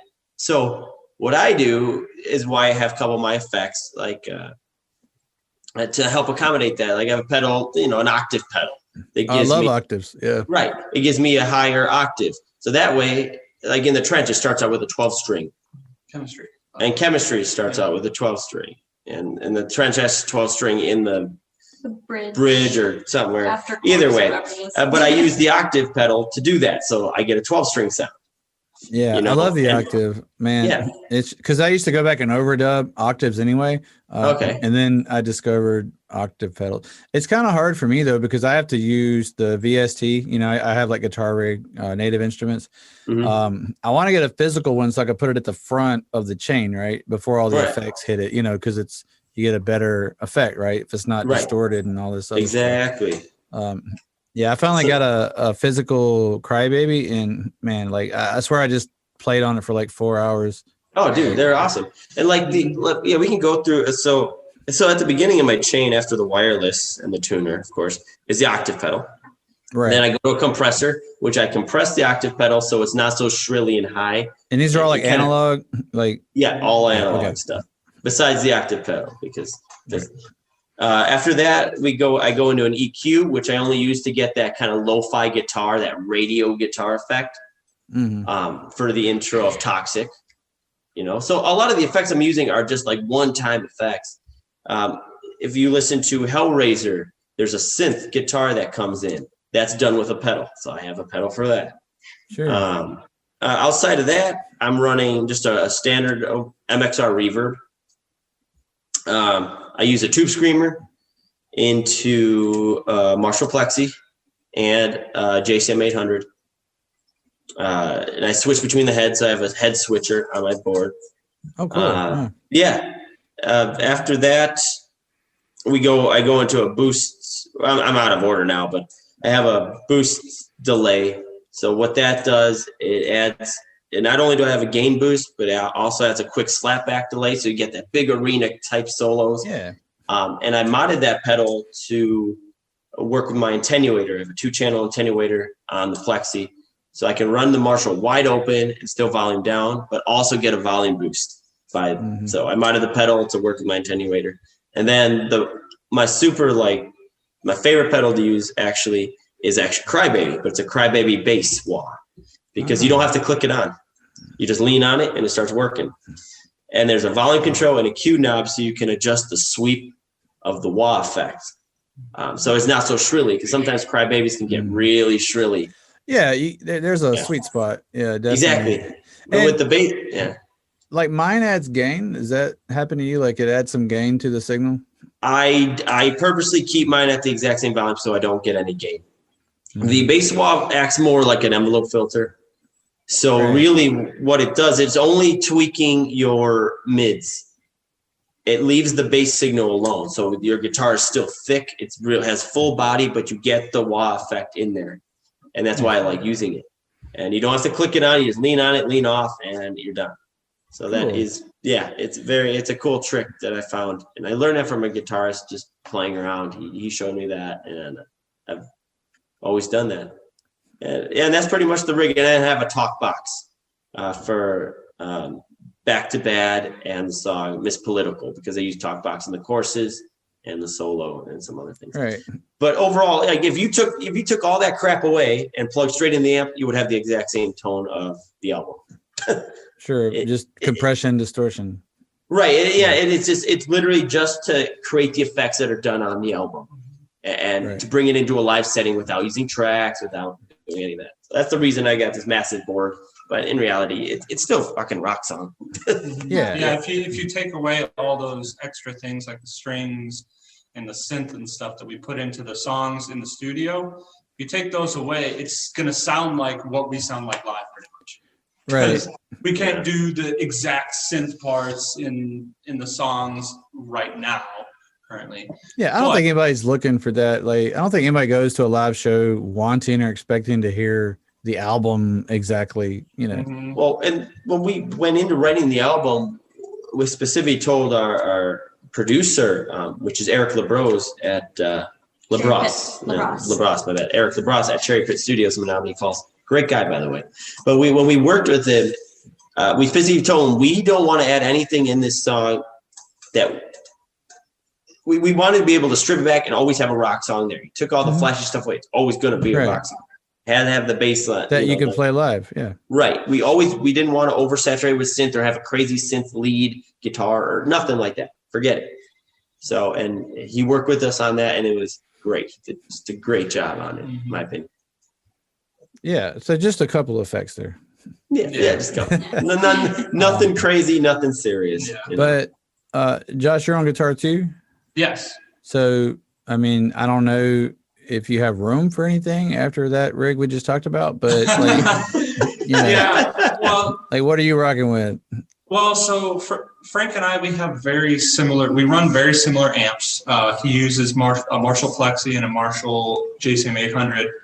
I run Marshall Origin 50, which is just a modern Marshall Plexi with just some modern features on it.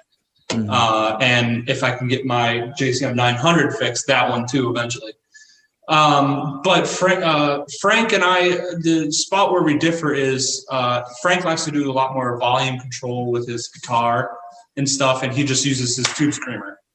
Me, I like my amp to be a little bit cleaner and then just use different levels of overdrive. So I have like 4 different overdrive pedals on my board because that's, I'm mainly a rhythm player too. So, a little bit of reverb, a boost, that's really all I'll need. I use a switcher to do all my patch changes and stuff. So I'm a little more digital than him, but mostly. I'm doing the pedal dance. Yeah, my switcher is a looper, and it'll loop my pedals for me so I can set up like number 1 is like 3 pedals on and then these built-in effects, and then number 2 is like no pedals on and all kinds of stuff. So I just have to press one button to do changes. He's got a tap dance. Right. Essentially, you got like presets, but they're all like, it's all analog pedals and stuff. That's pretty rad. That it's doing changes for. Yeah, and like Josh said, for me, I'm huge on the volume. So when I get a clean song, the tube screamer is pretty much on the whole time. It just hits the amp a little harder, adds a little more compression, and I like that. Just rounds the Marshall out a bit, in my opinion. But yeah, pretty much I just volume out. You want clean, I just volume out and switch to my neck pickup. Yeah. You know, and then there you go. And then when solo time comes, you drop it down to the bridge and volume out, and now you're shooting for the stars, you know? Yep. I've learned to play that way, and that's just what I do. It's the old school way. Angus Young, you know, he's always done that. He's always rolled down to 8 and then 10 to solo, you know. Yeah. I just that's just my habit. It's what I do. And it's fun, you know, being in a band with other musicians who have knowledge about their instruments and care to learn more and are fun to talk to about, like, you know, Frank and I can go on for hours just nerding out on like, oh, what we're gonna do to this guitar and all of this. Check out this pedal. Well, let's try to buy more gear online, or, you know, find things. You know, it's a lot of fun, you know, to be in a band that someone else also cares about this stuff about. You know, I just want to sound good. No. Yeah, very cool. It's gonna take a lot for you, but I know. So I want to shift back to some specific music, back to your new album, The Truth Sells, because we want people to check that out, obviously. Yeah, listen to that shit. Yeah, it rocks. So, you know, throw me another song that we can kind of go over and play, and you know. Casual Encounters. Yeah. What was that, Andrew? What song? Casual Encounters. Casual Encounters. You need to calm down, Andrew. I know. Yeah, if you could just control him, that would be great. There, he's good. Yeah.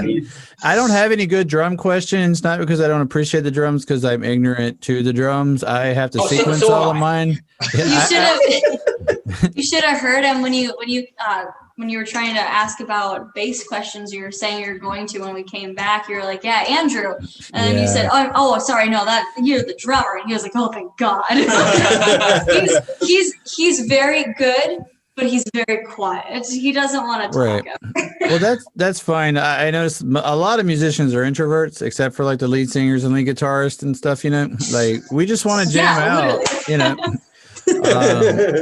You know, that's why everybody knows, you know, Keith Richards and Mick Jagger's name, but maybe they don't know the whole band or whatever, you know, because you have a couple of personalities that really like define the public image at least. But, you know, it's not always that way, right? Metallica, the drummer is like the main guy out there, regardless of how we feel about it, you know. I mean, he's exceptional at the merch table. He's killing over there. He's my favorite merch girl, I swear. Because Right on. the ladies are like, "Oh my God." Now all the women just want to come up and fine drinks. Nice. I mean, whatever works, man. You know. Exactly. If chicks checked out my music just because they liked the way I looked, I would not hate on them. I'd be like, sure, whatever. Yeah. I got a like, song. go too. for it, do Yeah. it. So Casual Encounters. Casual Encounters. That sounds fun. Yeah, It that's the is. one we've got a music video coming out for soon. Oh, nice. So tell me about the song. You know, how'd that come together? Very. 80s. It's all about fucking. About banging. I got that. Yeah, I got that. Yeah. I never use Casual that to Encounters. describe. I don't describe my trip to the bank with Casual Encounters. So, Right. unless it's a really fun bank, you know, which Right, like, Yeah. it's one of them good Fun ones. I'm here to Sperm make a deposit. Spank back. Sperm banks. Yeah. No. This is out of control, Andrew. It's all your fault. Casual Encounter. Yeah, it's just a straight up fun song. 80s vibe. Yeah, 80s. That's our 80s styled song. So our music video is very 80s. We poofed out Chris's hair. Yeah, I did It's crazy. hair and makeup for all my guys. Yeah, we're all Uh, in a guy liner. Yeah, we emptied a can of spray, or not spray paint, of hairspray It in was spray everyone's paint. hair. Andrew got a pair of, what are they called? Oh, Zubas. Zubas. Wow. Fucking Zubas, man. Yeah, that sounds 80s, but I have no idea what it is. It's the leggings that like Tommy Lee would wear. That's like very tight and like I gotcha. colorful. Yeah, I haven't graduated to guy liner yet, but I'm. That's like the next step, you know. I wear It's like the pastels, and you know. Just Oh my go, hair. just go put on American Idiot, and then just go get some, you know, eyeliner. There you go. Yeah, black nail Just cry in your polish. bathroom. That is a great. That's what I like to do. That is a great. My wife told me when we go to the music festival, we're going to Rebel Rock in Orlando, and she's Nice. like, you should wear, some eyeliner when we go down there. I was like, we'll see. She's like, it looked great. Normally if my wife likes it, I'll go for it. Cause who's my target audience here, right? Exactly. Yeah, wise man. Right. I've learned through trial and error. So, I wasn't born this way, but casual encounters. So you guys just wanted to have some fun. I mean, how did that start? When you guys were writing a riff and you're like, hey, that sounds like Motley Crue or whatever it sounds like.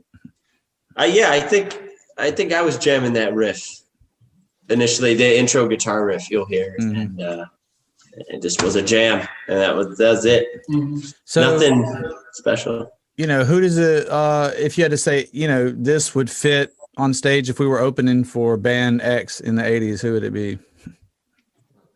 Any of them. Van Halen. Poison, yeah. Poison. Yeah, I've seen them live. They were all right.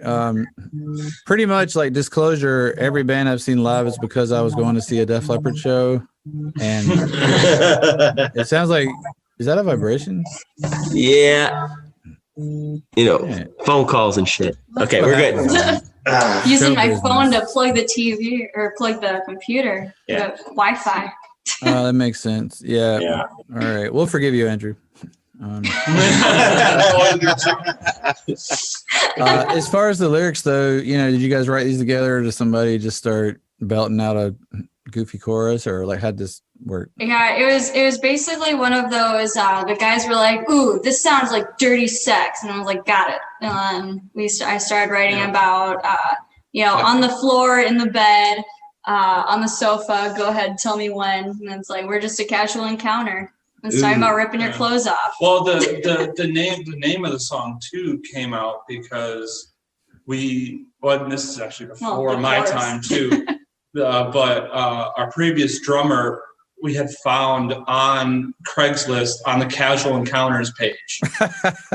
That's a page. And, I didn't know that was a page. I think, right? No, we joked. We joked. That. Yeah. It was I on was saying- Craigslist, but we were joking. Yeah, but it was And, is that the page though? I've been married for a while, so there used to be a Casual Encounters page. Yes. Yeah. That's probably like a Well, screen for prostitutes, though, right? I mean, Pretty much. That's why it got classy shut night down. walkers. Yes. That's why I got shut down. It was fun to go on there and read the crazy things that people would say on there. Yeah. Man. Looking for blank and blank, See, if we just, never mind. I'm not gonna get into it, but whatever. That's exciting. That's a whole other socio philosophical podcast, but it sounds fun, and we're gonna play it here. Any particular fun stories about recording it, or laying it down, or into the production of it? Any anything? This is the one that has synth in it. So Synth in the we got chorus. some cool. Now, who's playing that? It was programmed that way. Our producer. Yeah. Okay, so he's programming. Yeah. And just because I'm a nerd, do you know what software he's using? No. That I don't. That we don't know. Yeah. Okay. We looked at the damn screen log, and that's you think we would check the name out. Most of them look alike. Yeah, I mean for It's studios. not Pro Tools though. Yeah, they usually go Pro Tools or Ableton. I use FL Studio, and I use Audition for tracking vocals, but FL Studio for the music side of it. And there's others. Cubase. A lot of people like Cubase. So Logic. Yeah, Logic's. I hear that a lot. A lot of my guests use Logic. It's just amazing. It's kind of like whatever you're exposed to first, you stick with it, and because you learn it, and then when you go to something else, it feels foreign. Like if you put me in front of pretty much anything but FL Studio or Audition, I'd be like, I don't know how to do this. Yeah. Yeah. I think everybody at home started on Audacity, right? Because it was free. Oh hell yeah! I tried to use it.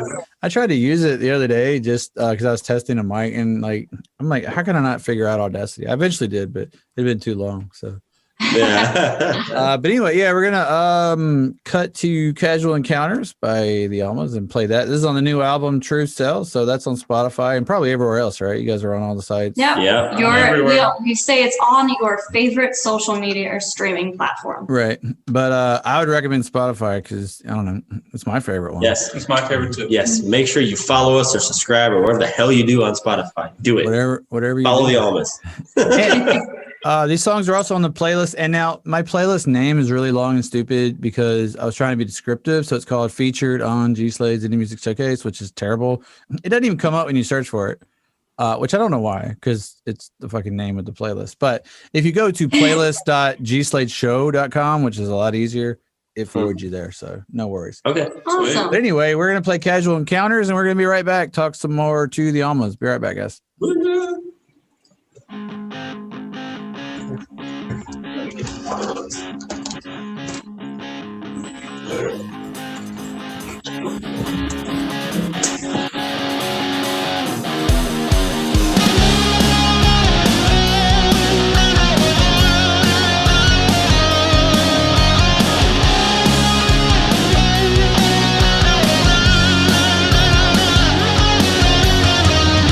the floor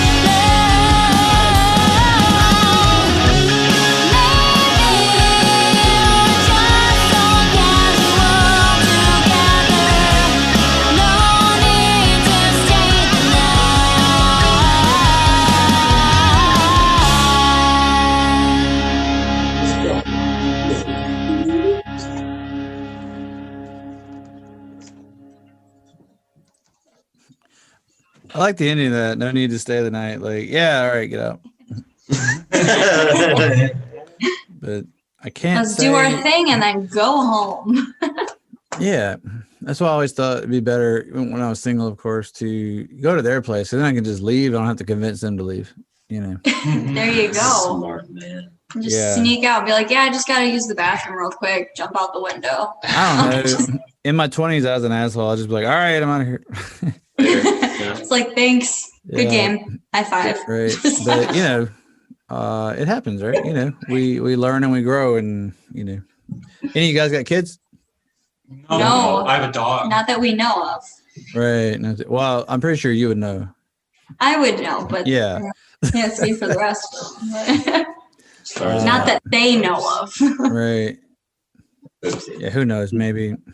Wait till you're rich, and then you're gonna have a few, maybe.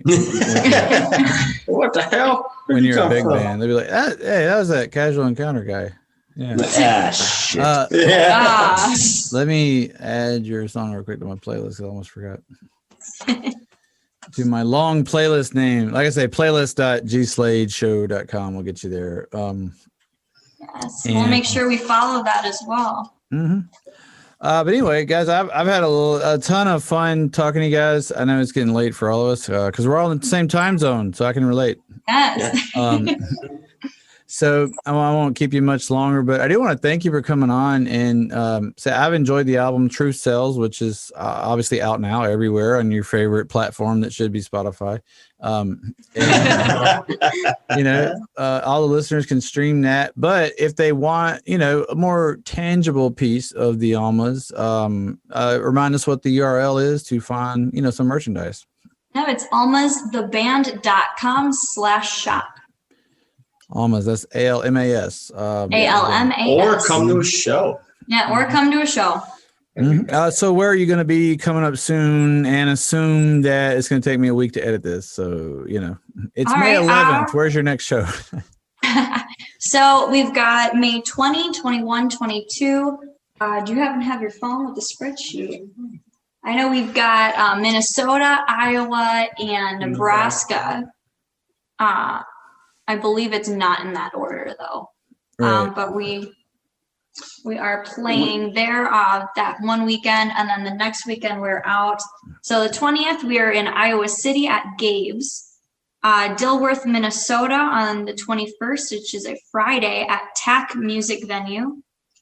Omaha, Nebraska on Saturday the 22nd at Dr. Jack's Drinkery. And then we're heading out with some local friends of ours for a 4-day weekend. Thursday, May 27th, we're back in Iowa in Keokuk, I believe is how you pronounce it, at Joysticks Rockade. Lincoln, Nebraska on Friday at Gray's Keg. Booby Trap in Topeka, Kansas on the 29th. And then we return to Wisconsin on Sunday the 30th in New Glarus. At the Fest House. We got to tell you something about that show in Topeka, Kansas. Okay. Yes. It's the probably Booby the Trap. most glorious place. It is the most glorious damn fucking venue on the planet. This place. It's a business next door to it as well. Well, this place. I don't I don't even know what to say about it because it's so awesomely trashy. It is. Like, in a good way. Like, it's the best punk venue. It is. When you think of that down and dirty venue, which you're like, dude, I don't know if the ceiling's gonna cave in. That's this place, and it is just so cool. It's got a crazy good vibe. I know a lot of bands have gone through there, but we have this thing for getting tacos all the time on tour. Like, we love, of course, tacos. Yeah. Like, so next to this incredible venue called the Booby Trap. Because it has the word, by the way. Yeah, because it says boobies. It's the legendary. It's the legendary Booby Trap bar. So right next door, there's a place called Taco L's, and we're like, hell yeah! Not only is there's an awesome venue, there's a taco joint right next door. So we're like, we're going there, right? Let me tell you something about Taco L's.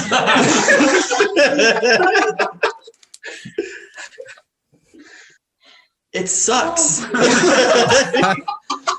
It's Topeka, Kansas, man. It's what Topeka, Kansas thought a taco was like. All right, they Go to Taco Bell. they took an envelope and put dry ass meat inside of it. They wet the envelope. And they wet the envelope. And then envelope. they put this shit in there. Yeah, I And- don't know what they wet it with. Shit. I don't know, but It's not water. needless to say, we ate there once. Yeah. And How do every you fuck up a time- taco? Like, Dude, I don't know. bad. It's Like, bad, You but can see through the tortilla. you can see through this damn tortilla. And when you get the guacamole, it's like store-bought guacamole, and they give you a little bag of like Tostitos. And I'm like, And that's the best thing on the that's menu. the best damn thing. Now, You still have to Wow. put salt and pepper in it. yeah, needless to say, we went there that first time, and every time we've gone back. We go out of our way to go to this shitty ass taco place. it's so we like to bad. It's torture good. ourselves. It's We so are bad. the It's good. It's got a cult following now inside of us. Yeah, it's Like like we hate it. Andrew will You know- never eat from there again. But You need to Yeah, make a neither shirt. will I. You need to make a shirt for it. and like Taco Al was We- there the last time we were there, and he did not look happy that we were there. he Yeah, literally like the owner was there, and we overheard a conversation. He was like, "Is this them?" And like pointed at our table. Yeah. We're like, "You're I'm, not gonna kick us out. We're paying customers." We I'm telling come you, here make a every- shirt, man. You got to make an Almas Taco L like We tribute should. shirt. oh There's my lord. There's that a is cheap. picture that Josh took. I take every it's on time. it's on our Instagram highlights. From I think it's on like our on tour or whatever. Mhm. But it's just him like flipping off the sign. I would love to make a shirt. This Yeah. is Josh. I would flipping always, off the sign. I don't trash talk companies or businesses. So make sure you guys check out Taco L's. in I want to Topeka, go now. Kansas, and Like, make your own damn decision about it. it's an experience. You know? It's got it- great it reviews. does It's got actually. like 4.5 stars. It does Yeah. have 4.5 stars. It's the best Topeka, taco Kansas. place And in Topeka, So Kansas. I've made it I made it a personal mission of mine to eat one of everything on that menu. So far we've gone through quite a few things, but there's still more to go. Don't get the And chili burrito. still hasn't been good. And So- Taco The Super burger. Sancho. super You Sancho. definitely have to go after the show, right? Oh, we go before. Yeah. Really? They're normally closed after the They're show. closed, yeah. Is that So- safe Yeah, so- though? Is that safe? It shouldn't be. It shouldn't be, but we do it. Yeah. And We've done it so many times. We played, I believe it's Burrito Boy is the place we ate when In we played Oregon? in Oregon. Eugene, Oregon is where we played. Yeah. I can't remember what the venue was, but we Old Rick's Pub. Old Nick's Pub in Eugene, Oregon, and they have a taco place in Eugene called Burrito Boy. Well, Wow. that sounded awesome to us. And it was. And it was good food, but we got to the venue, we were a few hours early. We were like, all right, well, let's just take a nap. Like we're a few hours early to load in. We don't have to worry. We woke up and the band that was playing before us was loading onto the stage and we were late to load in. yeah, It was so bad. the reason we fell asleep like that is because Chris and I used to have food challenges. So we had A lot of It was the Muy Macho. it's the muy macho, and it was like a small baby cow size burrito, you know. Nice. And then Venison. we had that. We had a nacho platter. We had enchilada soup. That was about it. That was Yeah, about we it. had was some too other much. stuff too. but yeah. We ate it, okay? Hell yeah. And I felt like I was gonna die. I literally laid across the seats in the van with a stomach ache and cramps, like I was having a child because there was just so much food, and that's why we slept through our load-in time. I'm so happy Yeah. I got this band into dieting. Yeah. We are healthy now. Yeah, we we're work a out healthy and band. we diet. Yeah. But No, he does. my- Forfeits of this band. yeah, real quick, I do have to throw in probably favorite memory of that show though was Oh, no. Chris handing me his bass. After we got done playing, Chris was running and like walking in circles because he couldn't find a place to put his bass down. I'm like, "Are you okay? Do you need help?" He was like, "I am going to like shit myself." And Yeah.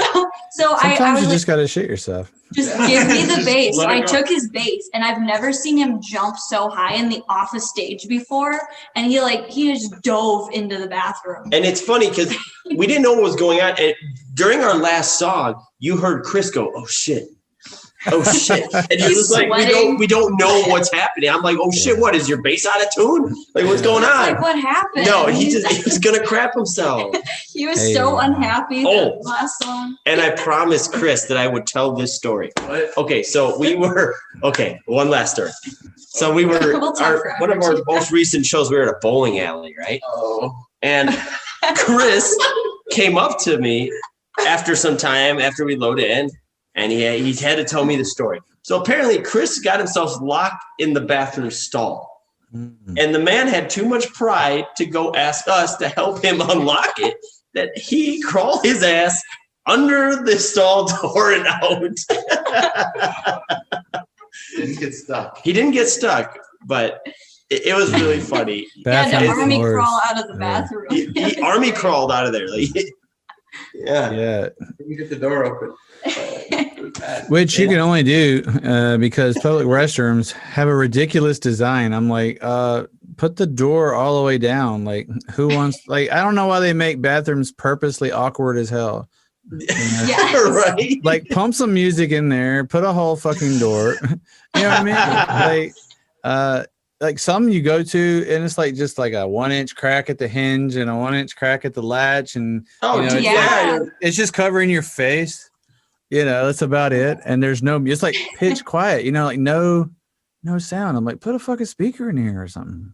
You know what I mean? Speaking of uncomfortable bathrooms, if you ever go out to Seattle, Washington, to, I believe it's the Fun House. The Fun House. The bathroom stalls, like I'm 5 feet tall. Like that, I'm not very tall. I'm only like 5'1", 5'2". And it comes up to my waist, or my chest, I should say. It comes up to my chest. That is how tall the door stall goes. And then there's a good like 2 feet of space at the bottom of the door. And our old drummer at the time, he was out doing his business, and there was this guy who was heavily on all kinds of drugs. He was like a coked out Adam Sandler. Like, if you can picture that, in a hot pink Almas t-shirt that he bought from the women's section. Hey, nice. He bought our one of our women's shirts. And he walks in, and he's drugged out, and he's trying to have a conversation with this guy. It was just the most weird thing ever. Yeah, you're trying to poop in peace, And this guy is just talking, and he's offering our drummer drugs. And they're eye contact. Yeah, and he was just like, I just need to wipe and go play. Can I go? And our drummer at that, he was unfazed. He like took this with stride. I would have puckered up, dude. Like I couldn't do it. Like, maybe that's why he's the former drummer. Just like, he messed up. Should have taken it. Yeah, see, that might be why he's the former drummer. He just was like, I'm out of here. I can't deal with that. But it is crazy. Yeah, as bathroom stories go, at my job, like my day job is at a casino, and you'd think we make tons of money, right? Right. But it's like, I guess it's the same material those tortillas are made out of, because you can see through the bathroom tissue. So I have no shame. I take a fucking backpack into the bathroom with me when I need to go at work with my toilet paper from home and whatever else I may need. It's one of the hardest things on tour is dealing with not your home toilet paper. Dealing with that. Yeah, you got to take your own, man. Thing that every store owns. You need to get Cottonelle or Charmin to sponsor you. Charmin, man. Charmin Ultra Strong. Yeah. Get Nolan on that. That's going to be on the rider. We're going to get a sponsorship and from we need to get endorsed by Charmin. Can that be on our rider? Yeah, Charmin. Charmin Ultra Strong on the rider. Charmin ass paper. And then maybe you could write a song around it, like a new jingle or something. Right, we could. And with our new licensing. There you go. There you go. I feel like we're going to do another show one day, guys, because there's just so much material and personality that we could get into. But maybe next time Andrew will calm down and let us talk. I don't know. I know. I'm not sure what his deal was. At that point, I might not be the drummer. No. Don't you I start. told you stay that. Just bring your own toilet paper and you'll last longer. You know what I mean? Yeah. Like, that's all you need. I'm gonna start. I think we've solved the drummer issue. Yes. So you're Toilet paper. welcome. It's just another free service I offer. But yeah, I think we need to get back together and talk again, especially if you guys come down to Mississippi. Maybe we can do some on location. You know, I can Oh bring yeah, that'd be that would be great. amazing. Yeah, Absolutely, man. I'll bring my laptop down and we'll do something on location. You have to let me know, so I can make it out there. I'll keep up as best I can on your site. But I know you already said you're going to be down here later in the year. So I just have to see how it lines up. And so I'm in Central. So if you guys can get any like Jackson gigs, there's some decent places if you can get in. Awesome. I don't know the booking nature of it. I can't speak to that. But and then if you get much north of us, it's all blues and stuff. So, but there's a pretty good rock scene in Jackson. Like I enjoy it. There's a hipster district and all that likes vinyls and all that good shit. So, Very cool. yeah, there's some decent food in the capital and surrounding suburbs. So I think you guys have a good time. It's definitely not what was it called, the booby trap or anything like that. It may not be that sophisticated, but it'll be a good experience. And maybe we could do like a live encounter or something, not to be confused with casual encounter, but a live encounter. And do something again, because I'd like to keep up with you guys and follow your progress, especially as more albums or singles comes out. I like to kind of like sometimes bring people back, then promote their latest stuff. We've done that with a few bands, where it's like, I got something new, come on and talk about it. Because, I like to think that all my guests are, it's not like a one and done. I like to keep a relationship, even if it's just very, like social media based or just, hey, I'm keeping up with you. I'm sharing your shit, so it's good stuff. So I enjoyed the interview. I hope you guys had a good time, Oh, we did. Man. Thank you very We much. love talking about ourselves. I want some tacos. Humble. So I might tweet you guys a picture of me eating a taco or something. Dude, Yes, do it. But I need that shirt, the Taco L. Taco L. The Taco L's Almas shirt. Okay. Yeah. We'll design one. We'll get in contact with It'll be Taco Almas. We'll just like remake it. Okay. We'll When you figure guys it said you were going to Omaha, I was like, Omaha?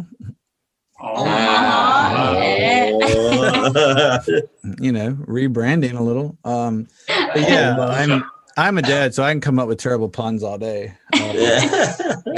I'll send you some. But anyway, all right, guys. Well, I had a great time. So for the listeners, check out. Tell me the URL one more time. Almas the band.com. Almastheband.com. Right. Except for Venmo. If anybody wants to send you some random cash, what was that address?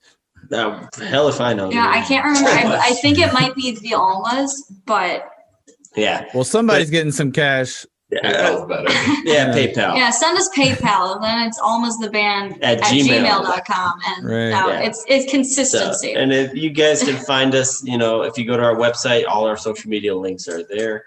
Or you can just type Almas the Band on Spotify, Instagram, or any of your favorite social media platforms and streaming platforms. We are there. And if we're not, and if you're using a platform that we are unaware about, please let us know so we can get our music up there for you guys. Tight. I'm telling you need a Patreon. That's what Mixie's doing. Yeah, Mixie. Yeah. From Stitched Up Heart. Oh yeah. Dude, that's one of the shows that got canceled. I was so pissed. She was actually the band Stitched Up Heart was coming to Hattiesburg of all places, on the coast of Mississippi, and they were touring with Sebastian Bach, from Skid Row. No way. Oh, awesome. Yeah, and it was just like a club or something, and it was like $75, and but I feel like she's gotten more famous over the last year through her social media. She's been really aggressive, so I'm like, I don't know how much it's going to cost now. It's like Hailstorm all over again. Yeah. I'm like, damn it. I could have been there for $75. So that's why I love catching indie bands, and I have a passion for bands that aren't too expensive for me yet, which is great. But anyway, good luck, guys, and we'll keep in touch. And I think I was going to say something else, but I don't remember what it was. But that happens every show at least once. And I hope you guys are on a lot more interviews and podcasts, but I hope that you never have more fun than you did here, all right. We had a great time.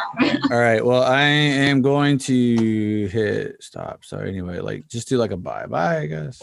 Yeah. See you. Bye-bye. Bye. Later. All right. Hey, everybody. I want to thank you again for listening to another show today. I hope you enjoyed it as much as I did. I had a great time talking to our guest, and I can't wait to talk to another one next week and hopefully every week afterwards. And hopefully you keep coming back to listen. And I appreciate each and every one of you. Don't forget to not only stream the podcast, but download it, catch it on YouTube, wherever you can get it. I appreciate all the support. And speaking of support, please support the sponsor of the show, which right now, as you can tell, dude looks just like me. If you're on YouTube, if you're on Spotify or something else, just take my word for it. We look alike. And that's going to be G Slade Music. Look up G Slade. That's G space Slade, SLADE, like the band, but with a G. And find me on Spotify or your favorite music streaming platform and check out the latest single, Canceled. That's right. G Slade is canceled, but you are not, and you can listen to as much of it as you want. In fact, we're going to play it right now on the podcast. But if you want to hear it on demand at any time, go check it out over on Spotify. You can go to gslade.com and find your way there. Or just look up G Slade Canceled on iTunes, Deezer. I guess people use Deezer. I don't know.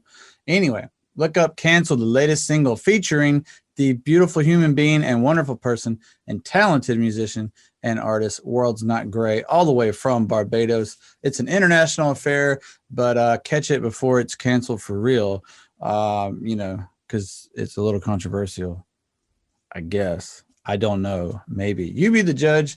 So send me some feedback on Twitter at G Slade Music or at G Slade Music Podcast. Either account, I would appreciate the feedback on the show, on the music. Please support the sponsor. And if you want some merch, you can head on over to merch.gslade.com and pick up G Slade Music related merchandise, G Slade Show related merchandise. Again, thank you. Even if you don't buy anything, if you stream and download the song, I'm forever in your debt, and I appreciate all the support. And we will see you back here next week with another great artist. Thank you. Peace out. Told me I'd be canceled if I broke it down and told the truth. I guess I just don't give a fuck, so let me break it down for you. I'm speaking to the people who believe in what I'm speaking to. Gonna break out my guitar and tell the whole world what I'm about to do. Push free speech to the limit till they ban me off of Twitter, while the rich are getting richer. Split the road right down the middle. Make us dance for the scraps. Pretend to give a crap. Offer everyone a paradise before they take it back. Promising deliveries get lost in transit. Today betrays your memories. They already